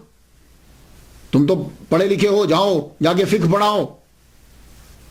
اور ایک دن آپ آئے، کہنے لگے ہاں آج بڑی روٹیاں آئی تھیں لیکن ہم نے سب کھا ڈالی، ختم ہو گئیں. یہ اصل میں آپ ایسا کیوں کرتے تھے؟ حالانکہ ایک مرتبہ آپ نے سنا کہ کچھ آپ کی خانقاہ کے فقیر عبد القادر گیلانی رحمۃ اللہ کا مذاق اڑانے لگے کہ تم فقیہی ہو جاؤ. تو آپ نے ان سے مخاطب ہو کے معلوم ہے کیا جملے بولے تھے؟ آپ نے کہا تھا اے کتو، سنیے گا جملہ، تم اس کو تکلیف پہنچاتے ہو، تم میں سے ایک بھی اس کے مرتبہ کا نہیں ہے. یہ حضرت حماد بن مسلم اپنے خانقاہی لوگوں سے کہہ رہے. میں تو اس کو اس لیے اذیت دیتا ہوں. اب 3 وجہ. آپ کیوں اذیت دیتے؟ پہلی وجہ تو یہ ہے آپ نے خود بیان کی. فرماتے ہیں میں امتحاناً اسے اذیت دیتا ہوں لیکن وہ ایسا پہاڑ ہے کہ اس میں ذرا برابر جنبش نہیں ہوتی, اور اس اجمی کا اتنا رتبہ ہوگا کہ تمام اولیاء اس کی طرف رجوع کریں گے. اور دوسری وجہ, آپ کے پاس ان کا فیض نہیں تھا. عبد القادر گیلانی رحمۃ اللہ علیہ کا فیض حضرت حماد بن مسلم کے پاس نہیں تھا, وہ قاضی قضا حضرت ابو سعید مبارک مخرمی رحمۃ اللہ علیہ کے پاس تھا. یہ وجہ ہے. اس لیے آپ نے دیکھا ہوگا جب آپ کبھی اولیاء کرام کی سیرت کو پڑھیں تو آپ کو معلوم ہو جائے گا, ولی ان کے پاس جاتا ہے, فیض ہی کوئی نہیں. کہا جی نہیں, میں تمہارا فیض ہمارے پاس نہیں ہے, کسی اور کے پاس جاؤ. یوں ہی بھیجتے تھے. حضرت خواجہ باقی بلا کتنے لوگوں کے پاس گئے, اشرف جہانگیر سمنانی رحمۃ اللہ علیہ کتنوں کے پاس گئے. تو جہاں فیض ہوتا تھا وہ وہیں پہنچتے. تو عبد القادر گیلانی رحمۃ اللہ علیہ کو جو خلافت ملنا تھی وہ ان سے نہیں ملنا تھی. یہ دوسری وجہ. تیسری وجہ کیا ہے کہ ابھی ان کو مجاہدے اور کروانے ہیں, ابھی بڑا وقت ہے, کم از کم 14 سال ہیں باقی, ابھی 13-14 سال باقی ہیں. تو اب آپ نے کہا کہ اگر میں اپنے پاس محبت کروں گا یہ یہی رکے رہیں گے. تو جب آپ نے یوں اذیت دینا شروع کی, اب آپ سے آہستہ آہستہ وہاں سے کم ہو کر اب آپ نے اس کے بعد بایت جو کی وہ حضرت ابو سعید مبارک مخرمی رحمۃ اللہ علیہ کی بایت کی. آپ ان کے استاد بھی ہیں اور آپ مدرس بھی ہیں, پرنسپل بھی ہیں. آپ نے محلہ باب الازج میں آپ نے ایک مدرسہ بنایا تھا, اس مدرسے میں خود پڑھاتے تھے, اور تصوف کے اندر اتنے گئے کہ آپ نے قاضی کی سیٹ چھوڑ دی. ان کی بایت کی عبد القادر گیلانی رحمۃ اللہ علیہ, اور یہ بھی حنبلی تھے. تو اب مجاہدات شروع ہو گیا. اب میں یہاں پڑھتا ہوں کہ کہتے ہیں کہ 20 سال آپ نے مجاہدہ کیا ہے, 20 سال جو ہے نا وہ جنگلوں میں پھرتے رہے. تو یہاں میں عرض کرنا چاہوں گا کہ جب ہم دیکھتے ہیں, سالوں کو گنتے ہیں, ان پہ تحقیق کرتے ہیں, تو کچھ لوگ جو ہیں وہ محبت میں آ کے سال بڑھا دیتے ہیں کہ اتنے سال مشقتیں اٹھائیں, اتنے لوگوں سے ملے. لیکن وہ جب ہم تحقیق کرتے ہیں تو یہ کوئی ضروری نہیں ہوتا کہ ایک آدمی 40 سال مجاہدے کرے گا ہی تو مرتبہ ملے گا. ہو سکتا ہے کہ ان کو ایک دن میں مل جائے, کوئی دن بڑھانے کی ضرورت نہیں ہوتی. اب یہ جو کہا گیا کہ 20 سال تک آپ جو ہے وہ مجاہدے کرتے رہے, اب ذرا دیکھ لیجئے, میرے نزدیک یہ صرف کچھ دورانیہ 13 سال کا بنتا ہے. وہ کس طرح؟ اب ذرا دلیل سن لیجئے. 18 سال کی عمر میں آپ نے تعلیم شروع کی, تو 8 سال بغداد میں مختلف مدارس میں آپ پڑھتے رہے. کتنی عمر ہوگی؟ 18 اور 8 26. پھر آپ نے مجاہدہ شروع کیا, ٹھیک ہے. تو حضرت ابو سعید مبارک مخرمی رحمۃ اللہ علیہ نے آپ کو خلافت دی.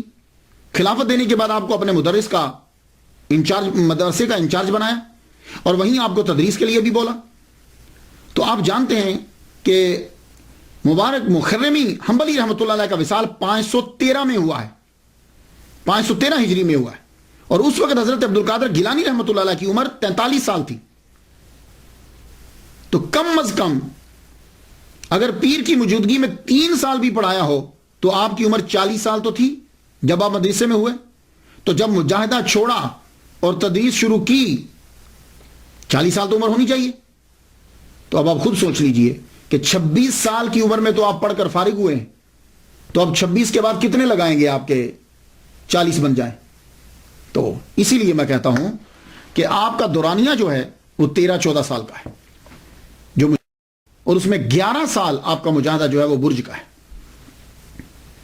ہاں اگر کوئی صاحب یہ کہتے ہیں کہ جی ہم ان کا مجاہدہ جو ہے وہ دوران تعلیم کا دورانیہ جو ہے وہ بھی شامل کرتے ہیں, تو ٹھیک ہے, پھر اس کے پھر بن جاتا ہے کہ اگر آپ یہ کہیں کہ وہ بھی مجاہدہ ہی تھا.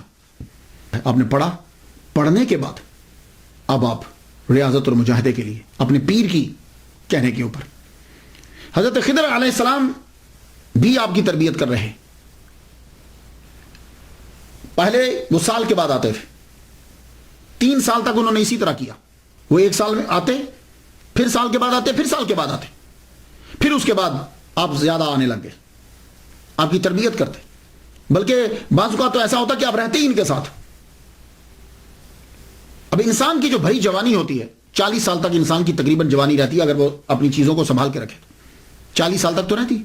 اب 40 سال کے اندر عبد القادر گیلانی رحمۃ اللہ علیہ کے کردار پر کوئی آدمی انگلی نہیں اٹھا سکتا کہ وہ یہ کہے کہ یہ عبد القادر گیلانی رحمۃ اللہ نے یوں کیا یوں کیا.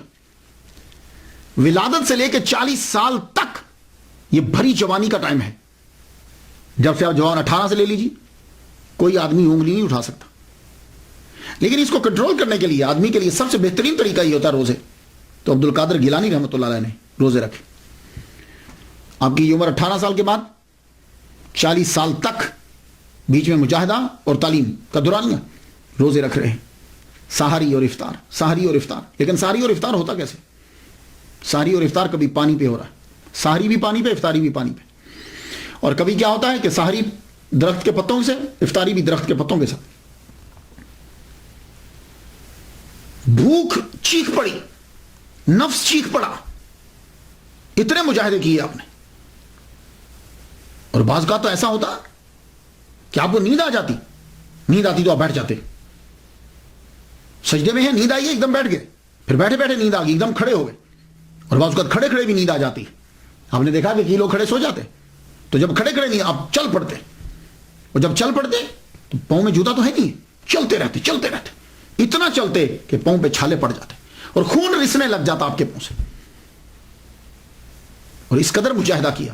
ولی بننا آسان نہیں ہے، یہ ولیوں کا بادشاہ بننا ہے. اس لیے ہر اور آپ اتنے کمزور ہو جاتے کہ ایک دم سے گر جاتے. لوگ سمجھتے کہ فوت ہو گئے ہیں، اور لوگ اٹھا کر تجہیز و تکفین کا انتظام کرنا شروع ہو جاتے. لیکن ہوتا کیا، ایک دم سے آپ کے جسم میں جنبش ہوتی تو لوگوں کو پتا چلتا نہیں بھائی یہ زندہ ہے. اللہ. جب شیطانوں نے یہ دیکھا کہ انہوں نے نفس پر کنٹرول کر لیا ہے، تو شیطان سب سے پہلے وسوسہ ڈالتا ہے. یہ بات یاد رکھیے، وہ وسوسہ ڈالے گا، خود کچھ نہیں کہتا، آگے وسوسہ ڈالتا ہے اور آدمی برائی کرنے لگ جاتا ہے. لیکن وہ وسوسہ جب ڈالتا ہے تو نفس اس کو کنٹرول کرتا ہے. تو جب تم نفس کو جس نے کنٹرول کرنا ہے، آگے تمہیں لے جانا ہے، جب تم نے اس پہ قبضہ کر لیا، اب شیطان جب دیکھا کہ نفس پر کنٹرول ہو گیا ہے، اب شیطان خود آئے. تو ابلیس خود نہیں آتا. عبد القادر گیلانی رحمۃ اللہ علیہ کو تنگ کرنے کے لیے چیلے بھیجے. اب چیلے آپ کے سامنے آ کے کھڑے ہو جاتے اور آپ بھوک سے نڈال ہو کے گرے پڑے. اب وہ آپ کو مارنے کے لیے آگے بڑھتے، اللہ تعالیٰ ایک دم سے فرشتوں کی جماعت کو بھیجتا، وہ آگے لڑتے اور ان کو مارتے. اب جب یہ شیطانوں نے یہ دیکھا کہ ہمارا بس نہیں چل رہا، اب ابلیس خود آیا. ابلیس خود نہیں آتا، یہ یاد رکھیے، ابلیس خود نہیں آتا، وہ اس کے چیلے ہی بڑے پاورفل ہیں. لیکن عبد القادر گیلانی رحمۃ اللہ علیہ نے شیطانی دنیا کو تباہ کر کے رکھ دیا، بن نہ اٹھے. اب شیطان خود آئے، ابلیس خود آتا ہے. اب خود آ کے اس نے غوث سمدانی کو بڑا تنگ کیا. ایک دفعہ تو مارنے کے لیے آگے بڑھا، کہنے لگا تم نے کیا ہمیں تباہ کر دیا ہے. عبد القادر گیلانی رحمۃ اللہ کو جب مارنے کے لیے آگے بڑھا، آپ فرماتے ہیں ایک دم سے ایک ہاتھ ظاہر ہوا اور اس کے سر کے اوپر اتنی زور سے پڑا کہ یہ زمین کے اندر دھس گیا. اور اس کے بعد پھر یہ باپ باہر نکلا. فرماتے ہیں کبھی کبھی شیطان آتے، میں لا حول ولا قوت الا باللہ العلی العظیم پڑھتا تو آگ لگ جاتی ان کو. اس لیے آپ لوگ بھی جب کبھی ایسا محسوس کرو تو لا حول ولا قوت الا باللہ العلی العظیم پڑھیں، ان کو آگ لگ جاتی. مجاہدوں کے دوران حضرت خضر علیہ السلام کا آنا جانا بھی رہتا. 496 ہجری سے لے کے 509 ہجری تک چلوں کا سلسلہ رہا ان کا. اور زیادہ تر آپ برج، ایک کھنڈر پرانی عمارت تھی، اس کے اندر رہتے. آخری جو آپ کا چلہ ہے وہ بڑا شدید چلہ تھا. 40 دن تک آپ نے کچھ نہیں کھایا، کچھ نہیں کھایا. اب شیطان اس کے اندر، اب اس کو بھی معلوم ہو گیا کہ یہ اپنے مقام پہ پہنچنے والے. ابلیس جان جانتا ہے. اب اس نے کیا حربہ استعمال کیا، شدید گرمی، پیاس آپ کو لگی ہے، 40 دن ہو چکے ہیں. اب بادلوں میں آ جاتا ہے اور آ کے کہتا ہے عبد القادر، اب یہ بہت بڑا اس جگہ پر آ کے بڑے بڑے ولی جو ہیں وہ پھسل جاتے ہیں. اے عبد القادر جاؤ، میں نے ساری نمازیں تم پہ معاف کر دی. کیونکہ آپ اس چلوں کے اندر بھی 5 وقت کی نماز ادا کر رہے ہیں. اب سوچئے کہ ایک آدمی نے 40 دن سے کچھ نہیں کھایا، وہ اٹھ کر کیسے نماز پڑھے گا؟ لیکن آپ نماز پڑھ رہے ہیں. جاؤ، میں نے اپنی نمازیں تم پر معاف کر دی، میں تم سے خوش ہوا. آپ نے ایک دم سے سوچا محمد مصطفیٰ صلی اللہ علیہ وسلم پر معاف نہیں ہے، حضور حضرت امام حسین رضی اللہ تعالیٰ عنہ کو معاف نہیں ہوئی، مجھے کس طریقے سے معاف ہو گئی، مجھے یہ کیسے معاف ہو گئی؟ کہنے لگے لا حول ولا قوت الا باللہ العلی العظیم. جب آپ نے یہ پڑھا ایک دم سے دھواں بن کر شیطان غائب ہو گیا. غائب ہوا تو جاتے ہوئے پھر ایک چوٹ لگا گیا. کہنے لگا عبد القادر تیرے علم نے تجھے بچا لیا. آپ نے فرمایا نہیں، خدا کے فضل نے مجھے بچا لیا. یہ چیزیں تھیں. اب یہ آخری تھا آپ کا. شیطان بھاگ گیا. اس نے کہا میں یہاں کامیاب نہیں ہو سکتا. اس لیے عبد القادر گیلانی رحمۃ اللہ کی کوئی بھی چیز ہو، ان کی فاتحہ یا ان کی نیاز یا ان کا کوئی، اس کے پاس شیطان بھڑکتا تک نہیں، کیونکہ وہ ایک مایوس ہو گیا. وہ کبھی بھی قریب نہیں آئے. عبد القادر جیلانی رحمۃ اللہ کے قریب کبھی نہیں آتا. تو آپ نے اب جب آخری ہے اللہ اکبر جل شانہ، اب آرڈر آ گیا آپ کے پیر و مرشد ابو سعید مبارک مخرمی رحمۃ اللہ علیہ کو آرڈر آیا. یا میں عرض کر جاؤں کہ اکثر بہت ساری کتابوں میں 80% بکس کے اندر میں نے مخزومی پڑھا ہے. یہ مخزومی نہیں ہے، ابو سعید مبارک مخزومی نہیں ہے، یہ بات یاد رکھیے گا. یہ مخرمی ہے. مخرم یہ محلہ ہے بغداد کے اندر، تو یہ وہاں رہتے تھے اس لیے مخرمی کہتے ہیں ان کو. تو آپ بھی تھوڑی سی جو ہے تصحیح کر لیجئے گا، مخرمی ہے. تو آپ کو آرڈر آیا کہ جائیے اب آپ اپنے مرید کو لے آئیے. آپ کے مرید کو آنا چاہیے اور اسے معاشرے کی طرف لے آئیے تاکہ لوگ اس سے مستفید ہوں. حضرت ابو سعید مبارک مخرمی رحمۃ اللہ علیہ گئے، فرمان لگے اب تمہارا وقت پورا ہو گیا، اب تم میرے گھر چلے آؤ. آپ یہ کہہ کے واپس گھر آ گئے. واپس آئے تو آپ وہیں پڑے رہے.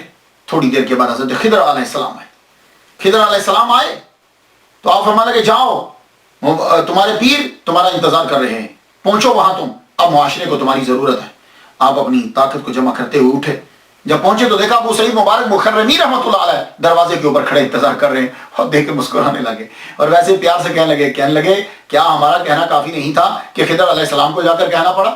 اندر گئے تو حضرت عبد القادر گیلانی رحمۃ اللہ علیہ فرماتے ہیں کہ اس وقت انہوں نے مجھے اپنے ہاتھوں سے روٹی کے یوں لقمے کر کر کے میرے منہ میں ڈالے. 40 دن سے یہ آخری چلا میرے منہ میں ڈالا. جو لقمہ میرے حلق سے نیچے اترتا تھا فرمان لگے مرتبہ اور درجہ بلند ہوتا جاتا تھا. روٹی ختم ہوئی تمام چیزیں مجھ پر آشکار ہوگی، ظاہر ہوگی. پھر آپ نے مجھے اپنا جبہ مبارک جو ہے وہ عطا کیا اور اسی وقت خلافت عطا فرما دی. تو حضرت الغوث الاعظم مرید ہے ابو سعید مبارک مخرمی حنبلی رحمۃ اللہ علیہ کے. یہ مرید ابو الحسن علی کرشی ہنکاری. یہاں بھی عرض کر جاؤں یہ لفظ جو ہے یہ حکار ہے. حکار کردوں کا ایک قبیلہ ہے. اکار بھی کہیں لکھا ہوا ہے، حکاری سے کہتے ہیں. یہ حکاری ہنکار بھی ہے، ہنکار ایک پہاڑ کا نام ہے. نہکاری بھی میں نے کہیں پڑھا ہے لیکن حکاری صحیح لفظ ہے، نہکاری یا ہنکاری. یہ مرید ہے محمد یوسف ترتوسی رحمۃ اللہ علیہ. یہ مرید عبد الواحد تمیمی رحمۃ اللہ علیہ کے. یہ مرید عبد العزیز جمنی رحمۃ اللہ علیہ کے. یہ مرید حضرت ابوبکر شبلی رحمۃ اللہ علیہ کے. یہ مرید حضرت جنید بغدادی رحمۃ اللہ علیہ کے. اور یہ مرید حضرت سری ساختی رحمۃ اللہ علیہ کے. اور یہ مرید حضرت معروف کرخی رحمۃ اللہ علیہ کے. اور یہ مرید حضرت داؤد طائی رحمۃ اللہ علیہ کے. اور یہ مرید حضرت حبیب اعجمی رحمۃ اللہ علیہ کے. اور یہ مرید تھے حضرت حسن بصری رحمۃ اللہ علیہ کے. اور حضرت حسن بصری رحمۃ اللہ مرید حضرت مولا علی شیر خدا رضی اللہ عنہ. تو مولا علی شیر خدا نے وہ جبہ عطا فرمایا تھا تو وہ جبہ جو ہے انہیں مل گیا. خلافت جب ملی تو اب آپ نے فرمایا کہ دیکھو اب تمہاری تمام چیزیں مکمل ہو گئیں، اب تم میرے مدرسے میں پڑھانا شروع کر دو. تو آپ کے بنائے ہوئے مدرسے کا انچارج دے دیا. حضرت انچارج جب بنا دیا تو اسی مدرسے کا نام بعد میں مدرسہ قادریہ بنا. اسی مدرسے میں اب آپ کا روزہ طہارہ ہے. سن لیا آپ نے. تو حضرت حماد بن مسلم جو دباس شامی تھے بغدادی رحمۃ اللہ، ان کا وصال 525 ہجری میں ہوا. تب الغوث الاعظم رحمۃ اللہ علیہ کی عمر 55 سال تھی اور آپ کا مزار بھی بغداد کے اندر ہی ہے. حضرت ابو سعید مبارک مخرمی رحمۃ اللہ علیہ 513 ہجری میں آپ کا وصال ہوا. اس وقت حضرت غوث الاعظم رحمۃ اللہ علیہ کی عمر 43 سال تھی اور آپ کا مزار مبارک بھی آپ کے قائم کردہ مدرسہ میں ہی ہے. اللہ اکبر جل شانہ. اس کے بعد آپ نے تدریس اور تقریر شروع کر دی. پہلے تدریس شروع کی، تقریر آپ نے شروع نہیں کی. تدریس شروع کی اور آپ نے پڑھانا جب شروع کیا اسی مدرسے کے اندر فجر سے ظہر تک تفسیر، حدیث، فقہ، اصول فقہ پڑھاتے. ظہر کی نماز کے بعد آپ تجوید پڑھاتے. آہستہ آہستہ جو ہیں لوگ آپ کے مدرسہ میں آنا شروع ہو گئے. جب آپ پڑھانے لگے تو آپ ظہر سے تھوڑی دیر پہلے آپ کیلولہ کیا کرتے تھے. جب آپ کی عمر جو ہے وہ 51 سال کے قریب ہوئی، 51 سال آپ کی عمر ہوگی، پڑھاتے ہوئے تقریباً آپ کو 10 سال گزر گئے. 51 سال آپ کی عمر ہوئی تو قیلولہ فرما رہے ہیں کہ حضور صلی اللہ علیہ وسلم کا دیدار ہو گیا. اور آپ دیکھتے ہیں یوں سرکار صلی اللہ علیہ وسلم جلوہ فرمائیں اور آپ فرمانے لگے عبد القادر تو پڑھاتا کیوں نہیں، تقریر کیوں نہیں کرتا؟ عرض کی حضور یہ سب لوگ عربی بولتے ہیں، میں فارسی ہوں، اجمی ہوں، کیسے تقریر کروں؟ تو اسی وقت عالم رویا میں دیکھ رہے ہیں حضور صلی اللہ علیہ وسلم نے اپنا لعاب دہن ان کے منہ میں 7 مرتبہ ڈالا. فرمانے لگے آج سے تقریر شروع. اللہ اکبر جل شانہ. آج سے تقریر شروع. اور آپ جب اٹھتے ہی آپ نے اعلان کیا کہ ظہر کی نماز کے بعد میں تقریر کروں گا. تو یہ پہلی تقریر کہ ظہر کی نماز کے بعد جو ہے وہ میں تقریر کروں گا آپ نے اعلان کر دیا. جو ہی آپ ممبر پہ بیٹھے چند آدمی آگے تھے آپ کے، وہ جو شاگرد تھے کچھ وہ کچھ نمازی، آپ ممبر پہ بیٹھے اب تقریر کرنے لگے. تو آدمی جب ایک دم سے پہلی تقریر اور پھر بہت زیادہ علم ہو کہاں سے شروع کرے، پھر ایک دم ایک عجیب سی کیفیت طاری ہوئی. دیکھتے ہیں کہ مولا علی شیر خدا نظر آ رہے ہیں. فرماتے ہیں بیٹے تقریر شروع کیوں نہیں کرتے؟ کہا جھجک ہو رہی ہے. آپ نے 6 مرتبہ اپنا لعاب دہن ان کے منہ مبارک میں ڈالا. اب جو تقریر شروع کی، جس کے منہ مبارک میں نبی کا لعاب دہن ہو، مولا علی کا ہو، اللہ اکبر. ایک علم کا شہر ہے، دوسرا علم کا دروازہ ہے. اب غوث اعظم کے منہ سے کیوں نہیں نکلے گا سمندر؟ اللہ اکبر جل شانہ. تو 3 دن آپ تقریر فرماتے تھے، جمعہ کے دن، اتوار کے دن، منگل یا سوموار، ان دونوں کو بدل لیتے تھے. 3 دن آپ تقریر فرمایا کرتے تھے. آہستہ آہستہ مجمع بڑھنے لگ گیا، مسجد کم پڑ گئی، مدرسہ کم پڑ گیا، خانقاہ کم پڑ گئی. اس کے بعد باہر جو ہے وہ مجمع لگنے لگا. 70,000 تک آپ کا مجمع جو ہے وہ بڑھا. اللہ اکبر جل شانہ. 70,000 آدمی آپ کی تقریر سننے کے لیے آتے. 400 قلم دوات صرف پڑے ہوتے تھے جو آپ کی تقریر لکھتے تھے. پڑھنے کا طریقہ جو ہے وہ اس طرح ہوتا کہ ایک سب سے پہلے سید مسعود رحمۃ اللہ علیہ وہ تلاوت فرماتا. تلاوت کرنے کے بعد اس کے اوپر آپ برجستہ تقریر شروع فرماتے. اور آپ کی تقریر اللہ اکبر جل شانہ، علماء بیچ میں بیٹھے ہوتے. علامہ ابن جوزی جیسا پرنسپل اور محدث آپ کی تقریر سنتے. بڑے بڑے فقراء کی تو بات ہی چھوڑ دیجیے، رجال الغیب آپ کے جلسے کے اندر ہوتے. آپ تقریر فرماتے، بس کمال پھر ہوتا. اللہ تعالیٰ نے بڑا مرتبہ عطا فرمایا آپ کو. آپ نے 52 سال یا 51 سال کی عمر میں آپ نے پھر شادی کی. 4 شادیاں کی ہیں عبد القادر گیلانی رحمۃ اللہ علیہ. بی بی مدینہ بنت میر محمد پہلی زوجہ آپ کی.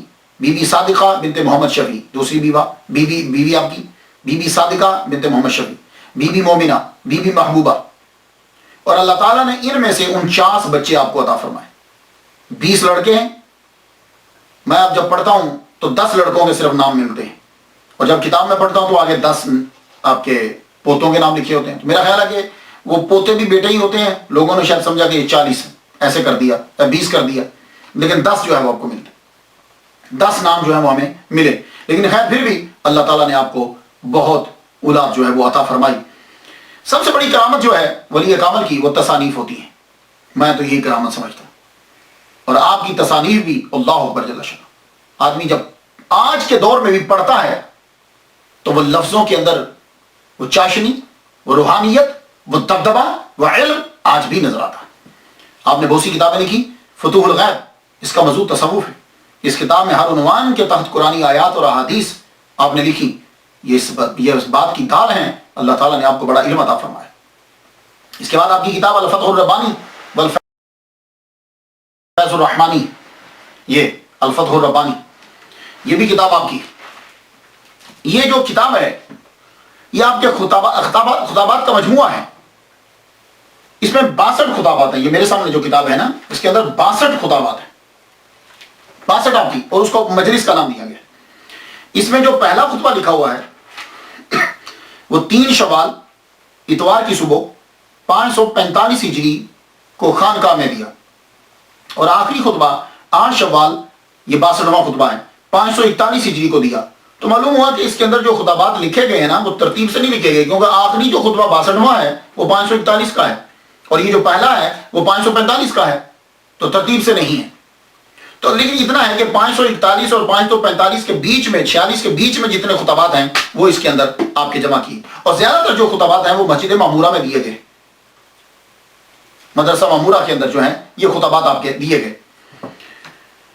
اور اس وقت آپ کی عمر 71 سے 75 سال میں یہ خطبات جو ہیں، یہ جو الفتح الربانی کے اندر ہے، آپ کی عمر 71 سے 75 ایئرس کے بیچ میں یہ خطبات جو ہیں وہ آپ کے، ان کو جمع کیا آپ کے نواسے سید عفیف الدین مبارک نے انہیں مرتب کیا. یہ سارے جو آپ کو ملتے ہیں. حضرت رحمت میرا بھی، میں جب سے امریکہ میں آیا ہوں میں تقریباً 50 کے قریب خطبات جو ہیں ان میں سے اقتباسات جو ہیں وہ پیش کر چکا.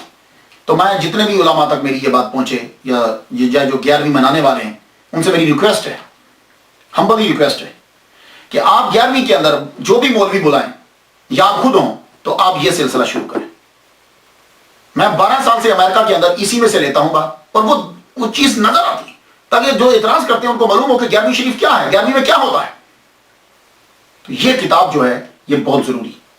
آپ مولوی صاحب سے کہیں گے اسی سے خطبہ دیں، اسی سے شروع کریں تاکہ ان کی علمیت کا جو ہے وہ پتہ چلے. اس کے علاوہ مکتوبات سبحانی، یہ کتاب ان خطوط کا مجموعہ ہے جو آپ نے اپنی ظاہری حیات میں لوگوں کو لکھے تھے. نصائح اور لائحہ عمل کے لیے ایک یہ نمونہ ہے. مراتب الوجود کتاب ہے آپ کی. بشائر الخیرات آپ کی ہے. اس کے اندر حضور صلی اللہ علیہ وسلم پہ درود لکھے ہیں، جیسے دلائل الخیرات ہے نا، ایسے ہی الفیوزات ربانیہ فی الاوراد القادریہ کتاب ہے آپ کی، تحفۃ المتقین و سبیل العارفین کتاب ہے آپ کی، یواقیت الحکم آپ کی کتاب ہے، جلاء الخواطر فی الباطن والظاہر 45 مجالس ہیں، اس میں خطابات ہیں، سر الاسرار و مظہر الانوار فیما یحتاج الیہ الابرار، یہ آپ کی کتاب ہے، نام سے ہی پتہ چلتا ہے۔ اور یہ کتاب قادریہ سلسلے کے جتنے مشائخ ہیں جو خود کو قادری کہتا ہے اس کے پاس یہ کتاب ہونا ضروری ہے۔ الرسالۃ الغوثیہ، اس میں الہامات ہیں اور اسرار ہیں۔ غنیۃ الطالبین بڑی مشہور ہے، ویسے اس کا اصلی نام تو الغنیۃ لطالب طریق الحق کے ہے، لیکن غنیۃ الطالبین کے نام سے مشہور ہے۔ اس کتاب کے اندر عقائد ہیں، عبادات ہیں، معاملات ہیں، سب کو یکجا کر دیا گیا ہے، اور یہ بہت مفید کتاب ہے یہ۔ مگر کچھ لوگوں نے یہ کہا ہے کہ یہ کتاب آپ کی نہیں ہے۔ ان میں اضافات کو دے کر شاہ عبدالحق محدث دہلوی نے ترجمہ کرتے ہوئے کہا کہ میں نے اس کا ترجمہ اس لیے کیا کہ ہو سکتا ہے کہ کچھ باتیں ان کی ہوں، تو معلوم ہے کہ ان کے نزدیک بھی یہ کتاب ٹوٹل ان کی نہیں ہے۔ ملا القاری کے استاد علامہ ابن حجر مکی نے یہ کہا ہے کہ اس کتاب کے اندر کچھ شامل کر دیا گیا ہے، اور واقعی یہ تو میں نے بھی خود پڑھا ہے، میں نے ایک دو نسخے دیکھے ہیں اس کے اندر کہ کافی ساری چیزیں اس کے اندر بعد میں ڈال دی گئی۔ قصائد آپ نے بڑے لکھے، شاعر بھی غضب کے تھا قصیدہ، مگر قصیدہ غوثیہ جو ہے وہ اس کو بڑی شہرت جو ہے وہ ملی۔ اس قصیدہ کی بڑی بڑی شروحات ہوئی ہیں اور بڑے بڑے علماء نے کی ہیں۔ امام محمد رضا خان بریلوی رحمۃ اللہ علیہ نے، سید شاہ محمد غوث قادری رحمۃ اللہ، تقریباً کہتے ہیں 18 شروحات قصیدہ غوثیہ کی ہیں۔ اللہ اکبر جل جلالہ۔ اور اگر آپ 40 روز تک اسے پڑھیں اور اللہ تعالیٰ سے دعا مانگیں تو اللہ تعالیٰ اس کے صدقے سے دعا جو ہے وہ پوری فرما دیتا ہے۔ حزب الرجاء والانتہا، یہ بھی آپ کی کتاب ہے۔ میں آپ کی کرامات اور اخلاق کریمانہ کے بارے میں کیا لکھوں، یقین جانیے اتنی موٹی موٹی کتابیں ہیں۔ اب بھی مجھے لگ رہا ہے کہ ٹائم بہت زیادہ ہو چکا ہے، لیکن اتنا جان لیجئے محمد مصطفیٰ صلی اللہ علیہ وآلہ وسلم کی سیرت کا، اخلاق کا اور صورت کا بالکل نمونہ تھے آپ۔ ہر چیز میں محمد مصطفیٰ صلی اللہ علیہ وآلہ وسلم کی فضائل میں، خصائل میں، شمائل میں، ہر چیز میں، بس آپ صحابی نہ تھے اور نبی نہ تھے۔ یہ میرا جملہ، ذاتی جملہ سنیے گا، میں نے کہیں سے پڑھا نہیں ہے۔ آپ نبی نہ تھے اور صحابی نہ تھے، باقی سب کچھ تھے۔ اللہ نے اتنا آپ کو مرتبہ، کیونکہ نبی نبوت بند ہو گئی اور صحابی وہ ہوتا ہے جو ظاہری طور پہ سرکار صلی اللہ علیہ وسلم کو دے گا۔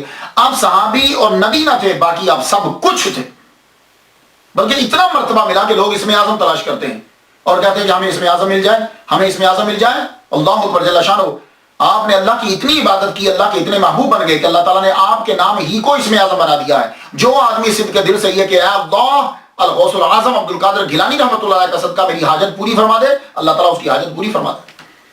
آپ کو جب کبھی کوئی مشکل ہو، پہلے 2 رکعت اللہ کے لیے پڑھیے، اللہ کے لیے پڑھنے کے بعد فاتحہ 1 مرتبہ 3 بار کوئی شریف پڑھ کے اس کا ثواب دیجیے حضرت عبد القادر گیلانی رحمۃ اللہ کو، پھر اور ایک چیز کی، یا اللہ اس ولی کامل کا صدقہ میری حاجت کو پورا فرما دے۔ خواجہ معین الدین چشتی رحمۃ اللہ کی ملاقات ثابت کی جاتی ہے آپ سے کہ آپ جو ہیں وہ ان سے 2 مرتبہ ملے ہیں، لیکن یہاں میں ایک نقطہ عرض کر جاؤں۔ اکثر یہ ہوتا ہے کہ ملاقات ثابت کر دی جاتی ہے، ملاقات اس طرح ثابت کی گئی کہ 1 ماہ تک عبد القادر گیلانی 1 ماہ تک خواجہ معین الدین اجمیری چشتی رحمۃ اللہ علیہ مدینہ شریف میں جھاڑو پھیرتے رہے۔ حضور صلی اللہ علیہ وسلم نے پوچھا کیا چاہیے تمہیں؟ کہا جی مجھے کسی ملک کی ولایت دے دیجیے۔ آپ نے فرمایا جاؤ، تمہیں ہند کی ولایت دے دی، لیکن دفتر جو ہے وہ بغداد میں ہے، عبد القادر گیلانی سے جا کے مل لو۔ آپ یہاں آئے، آپ جب یہاں آئے تو آپ کو معلوم ہوا، شیخ نجم الدین کبریٰ کے حوالے سے معلوم ہوا کہ آپ کوہ جودی پہ جا چکے ہیں۔ تو وہاں آپ پہنچے، وہاں آپ نے اپنی پیسوں سے وہاں ایک کمرہ بنوایا، حجرہ، وہاں 57 دن آپ ان کے ساتھ رہے۔ یہاں عبد القادر گیلانی رحمۃ اللہ علیہ کے رشتہ داروں کی قبول بھی ہے، اور یہ علاقہ آپ نے لیا تھا لیکن کمرہ انہوں نے بنوایا اس پرفضا مقام کے اندر، اور آپ بھی اس کمرہ میں ان کے ساتھ رہے۔ کتاب کا نام ہے بڑی سوانح عمری، مورخ ہیں مولوی اللہ حافظ چشتی، انہوں نے لکھا کہ گیلان قیام کرنے کے بعد ان کے ساتھ ہی بغداد آئے اور کچھ ماہ جو ہے ان کے ساتھ رہے، اور دوسری کتابیں میں نے پڑھی تو لگتا ہے 5 ماہ اور 7 دن رہے، لیکن یہاں میری ذرا عرض سن لیجیے۔ خواجہ معین الدین اجمیری چشتی رحمۃ اللہ علیہ کی ولادت 536 ہجری میں ہوئی ہے، اور عبد القادر گیلانی رحمۃ اللہ علیہ کی ولادت 470 ہجری میں ہوئی ہے۔ ٹھیک ہے، پھر سن لیجیے، 536 میں خواجہ معین الدین، 470 میں عبد القادر گیلانی رحمۃ اللہ علیہ. تو معین الدین چشتی رحمۃ اللہ علیہ خواجہ معین الدین چشتی رحمۃ اللہ علیہ عبد القادر گیلانی رحمۃ اللہ علیہ سے 66 سال بعد پیدا ہوئے. بہت دھیان سے بھی ذرا سنیے گا.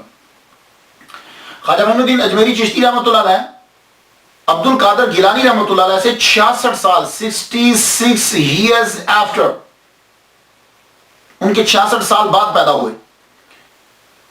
اور جب آپ پڑھ کر فارغ ہوئے تو آپ کی عمر 24 سال تھی. جائیے تاریخ پڑھ لیجیے. خواجہ معین الدین اجمیری چشتی کی عمر 24 سال تھی اور اس وقت غوث الاعظم کی عمر 90 سال تھی.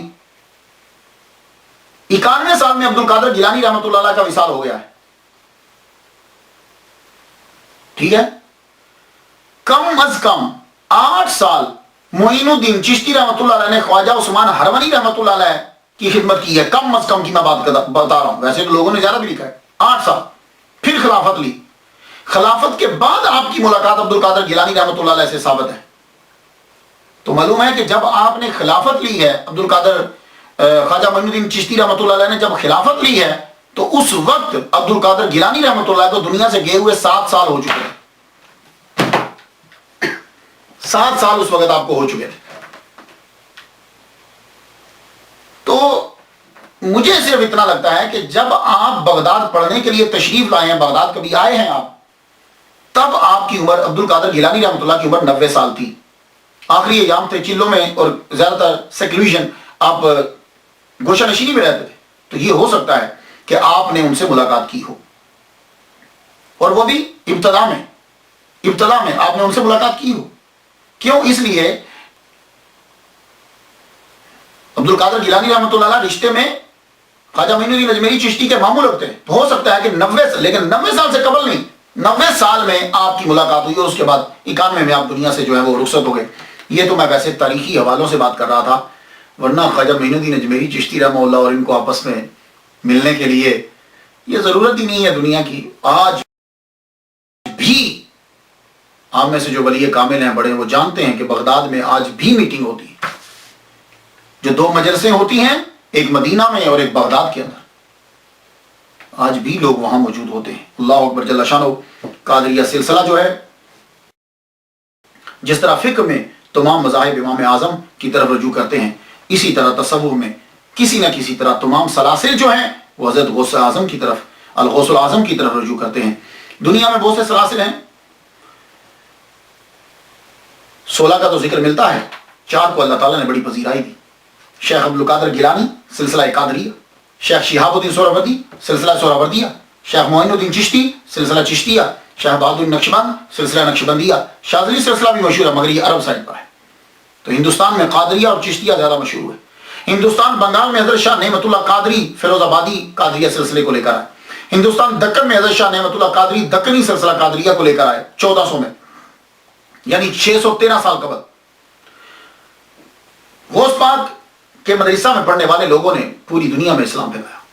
وہاں سے لوگ نکلتے تھے, حتیٰ کہ چائنا میں, آج آپ چائنا میں بھی چلے جائیں تو وہاں بھی 6ٹھی جنریشن قادریہ سلسلہ کی 6ٹھی نسل پروان چڑھ رہے ہیں. مزار بھی ہیں اور قادریہ سلسلے کو ماننے والے بھی ہیں. آپ نے 91 سال اس دار فانی میں گزارے. اس کے بعد 8 کو 9 کو 10 کو 11 یا 14 یا 17 ربیع ثانی کو بروز اتوار دن کے وقت آپ دنیا سے رخصت ہو گئے. رخصت ہوئے تو آپ کے بیٹے نے آپ کا جنازہ پڑھا ہے. علامہ ابن جوزی کے نواسے علامہ شمس الدین ابو المظفر یوسف نے اپنی تاریخ میں لکھا ہے کہ آپ نے 561 ہجری میں وصال فرمایا. اتنا, جن کے مجمع میں تقریر سننے کے لیے 70,000 آدمی ہے, جب آپ دنیا سے گئے ہوں گے تو کتنے بندے ہوں گے؟ دروازہ بند کر دیا, اندر ہی چند بندوں نے مل کر جنازہ پڑھایا گیا اور دفنا دیا گیا. صبح کے وقت دروازے کو جو ہے وہ کھول دیا. اب لوگ جو ہے وہ جوک در جوک جو ہے وہ آنے لگے. اللہ اکبر جل شانہ. آپ کا اور آپ کی اکثر اولاد کی قبریں آپ کے قرب و جوار ہی میں. آپ کا روزہ مدرسہ قادریہ میں سونے کی چاندی کی جالی آپ کے ارد گرد لگی ہے. مجھے سعادت جو ہے وہ یہ حاصل ہوئی کہ ان کے روزہ اطہر کی یہ چادر کبھی جب یاد آتی ہے ان کی تو اس چادر کو چوم لیتا ہوں اور اسے ہی رکھتا ہوں. اللہ تعالیٰ کرم فرما دیتا ہے. آپ کے لیے بھی دعا کرتا ہوں کہ اللہ تعالیٰ, کیونکہ جو بزرگوں کے در پہ لگ جاتی ہے چیز, یہ ان کے قبر کے اوپر بالکل یہ چادر تھی. اس کے علاوہ جب وہ پرانا تصحیح کی گئی اور جالی لگائی گئی تو کچھ کیلیں اور وہ مٹی بھی جو ہے وہاں کی وہ بھی میں نے میرے ادھر تبرکات جہاں پڑے میں نے اس جگہ پہ اس کو جا کے رکھا، میرے پاس آج بھی ہیں۔ اللہ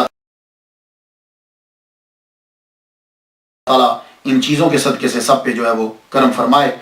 تو آپ لوگ، میں تو فاتحہ ان کے لیے پڑھ چکا، بلکہ جب سے لکھتا رہتا ہوں پڑھتا رہتا ہوں، آپ پر بھی ہے کہ آپ بھی فاتحہ پڑھیے، اور خاص طور پر ان کی کتب جو ہیں، باقی ان کی کرامات وہ آپ پڑھتے رہیے۔ بہت سی کتابیں لکھی ہیں، کرامت سے آدمی کی عقیدت جو ہے وہ بڑھتی ہے۔ مجھے جو ہو سکا میں نے آپ تک پہنچا دیا۔ اجازت دیجیے، وآخر دعوانا الحمدللہ رب العالمین۔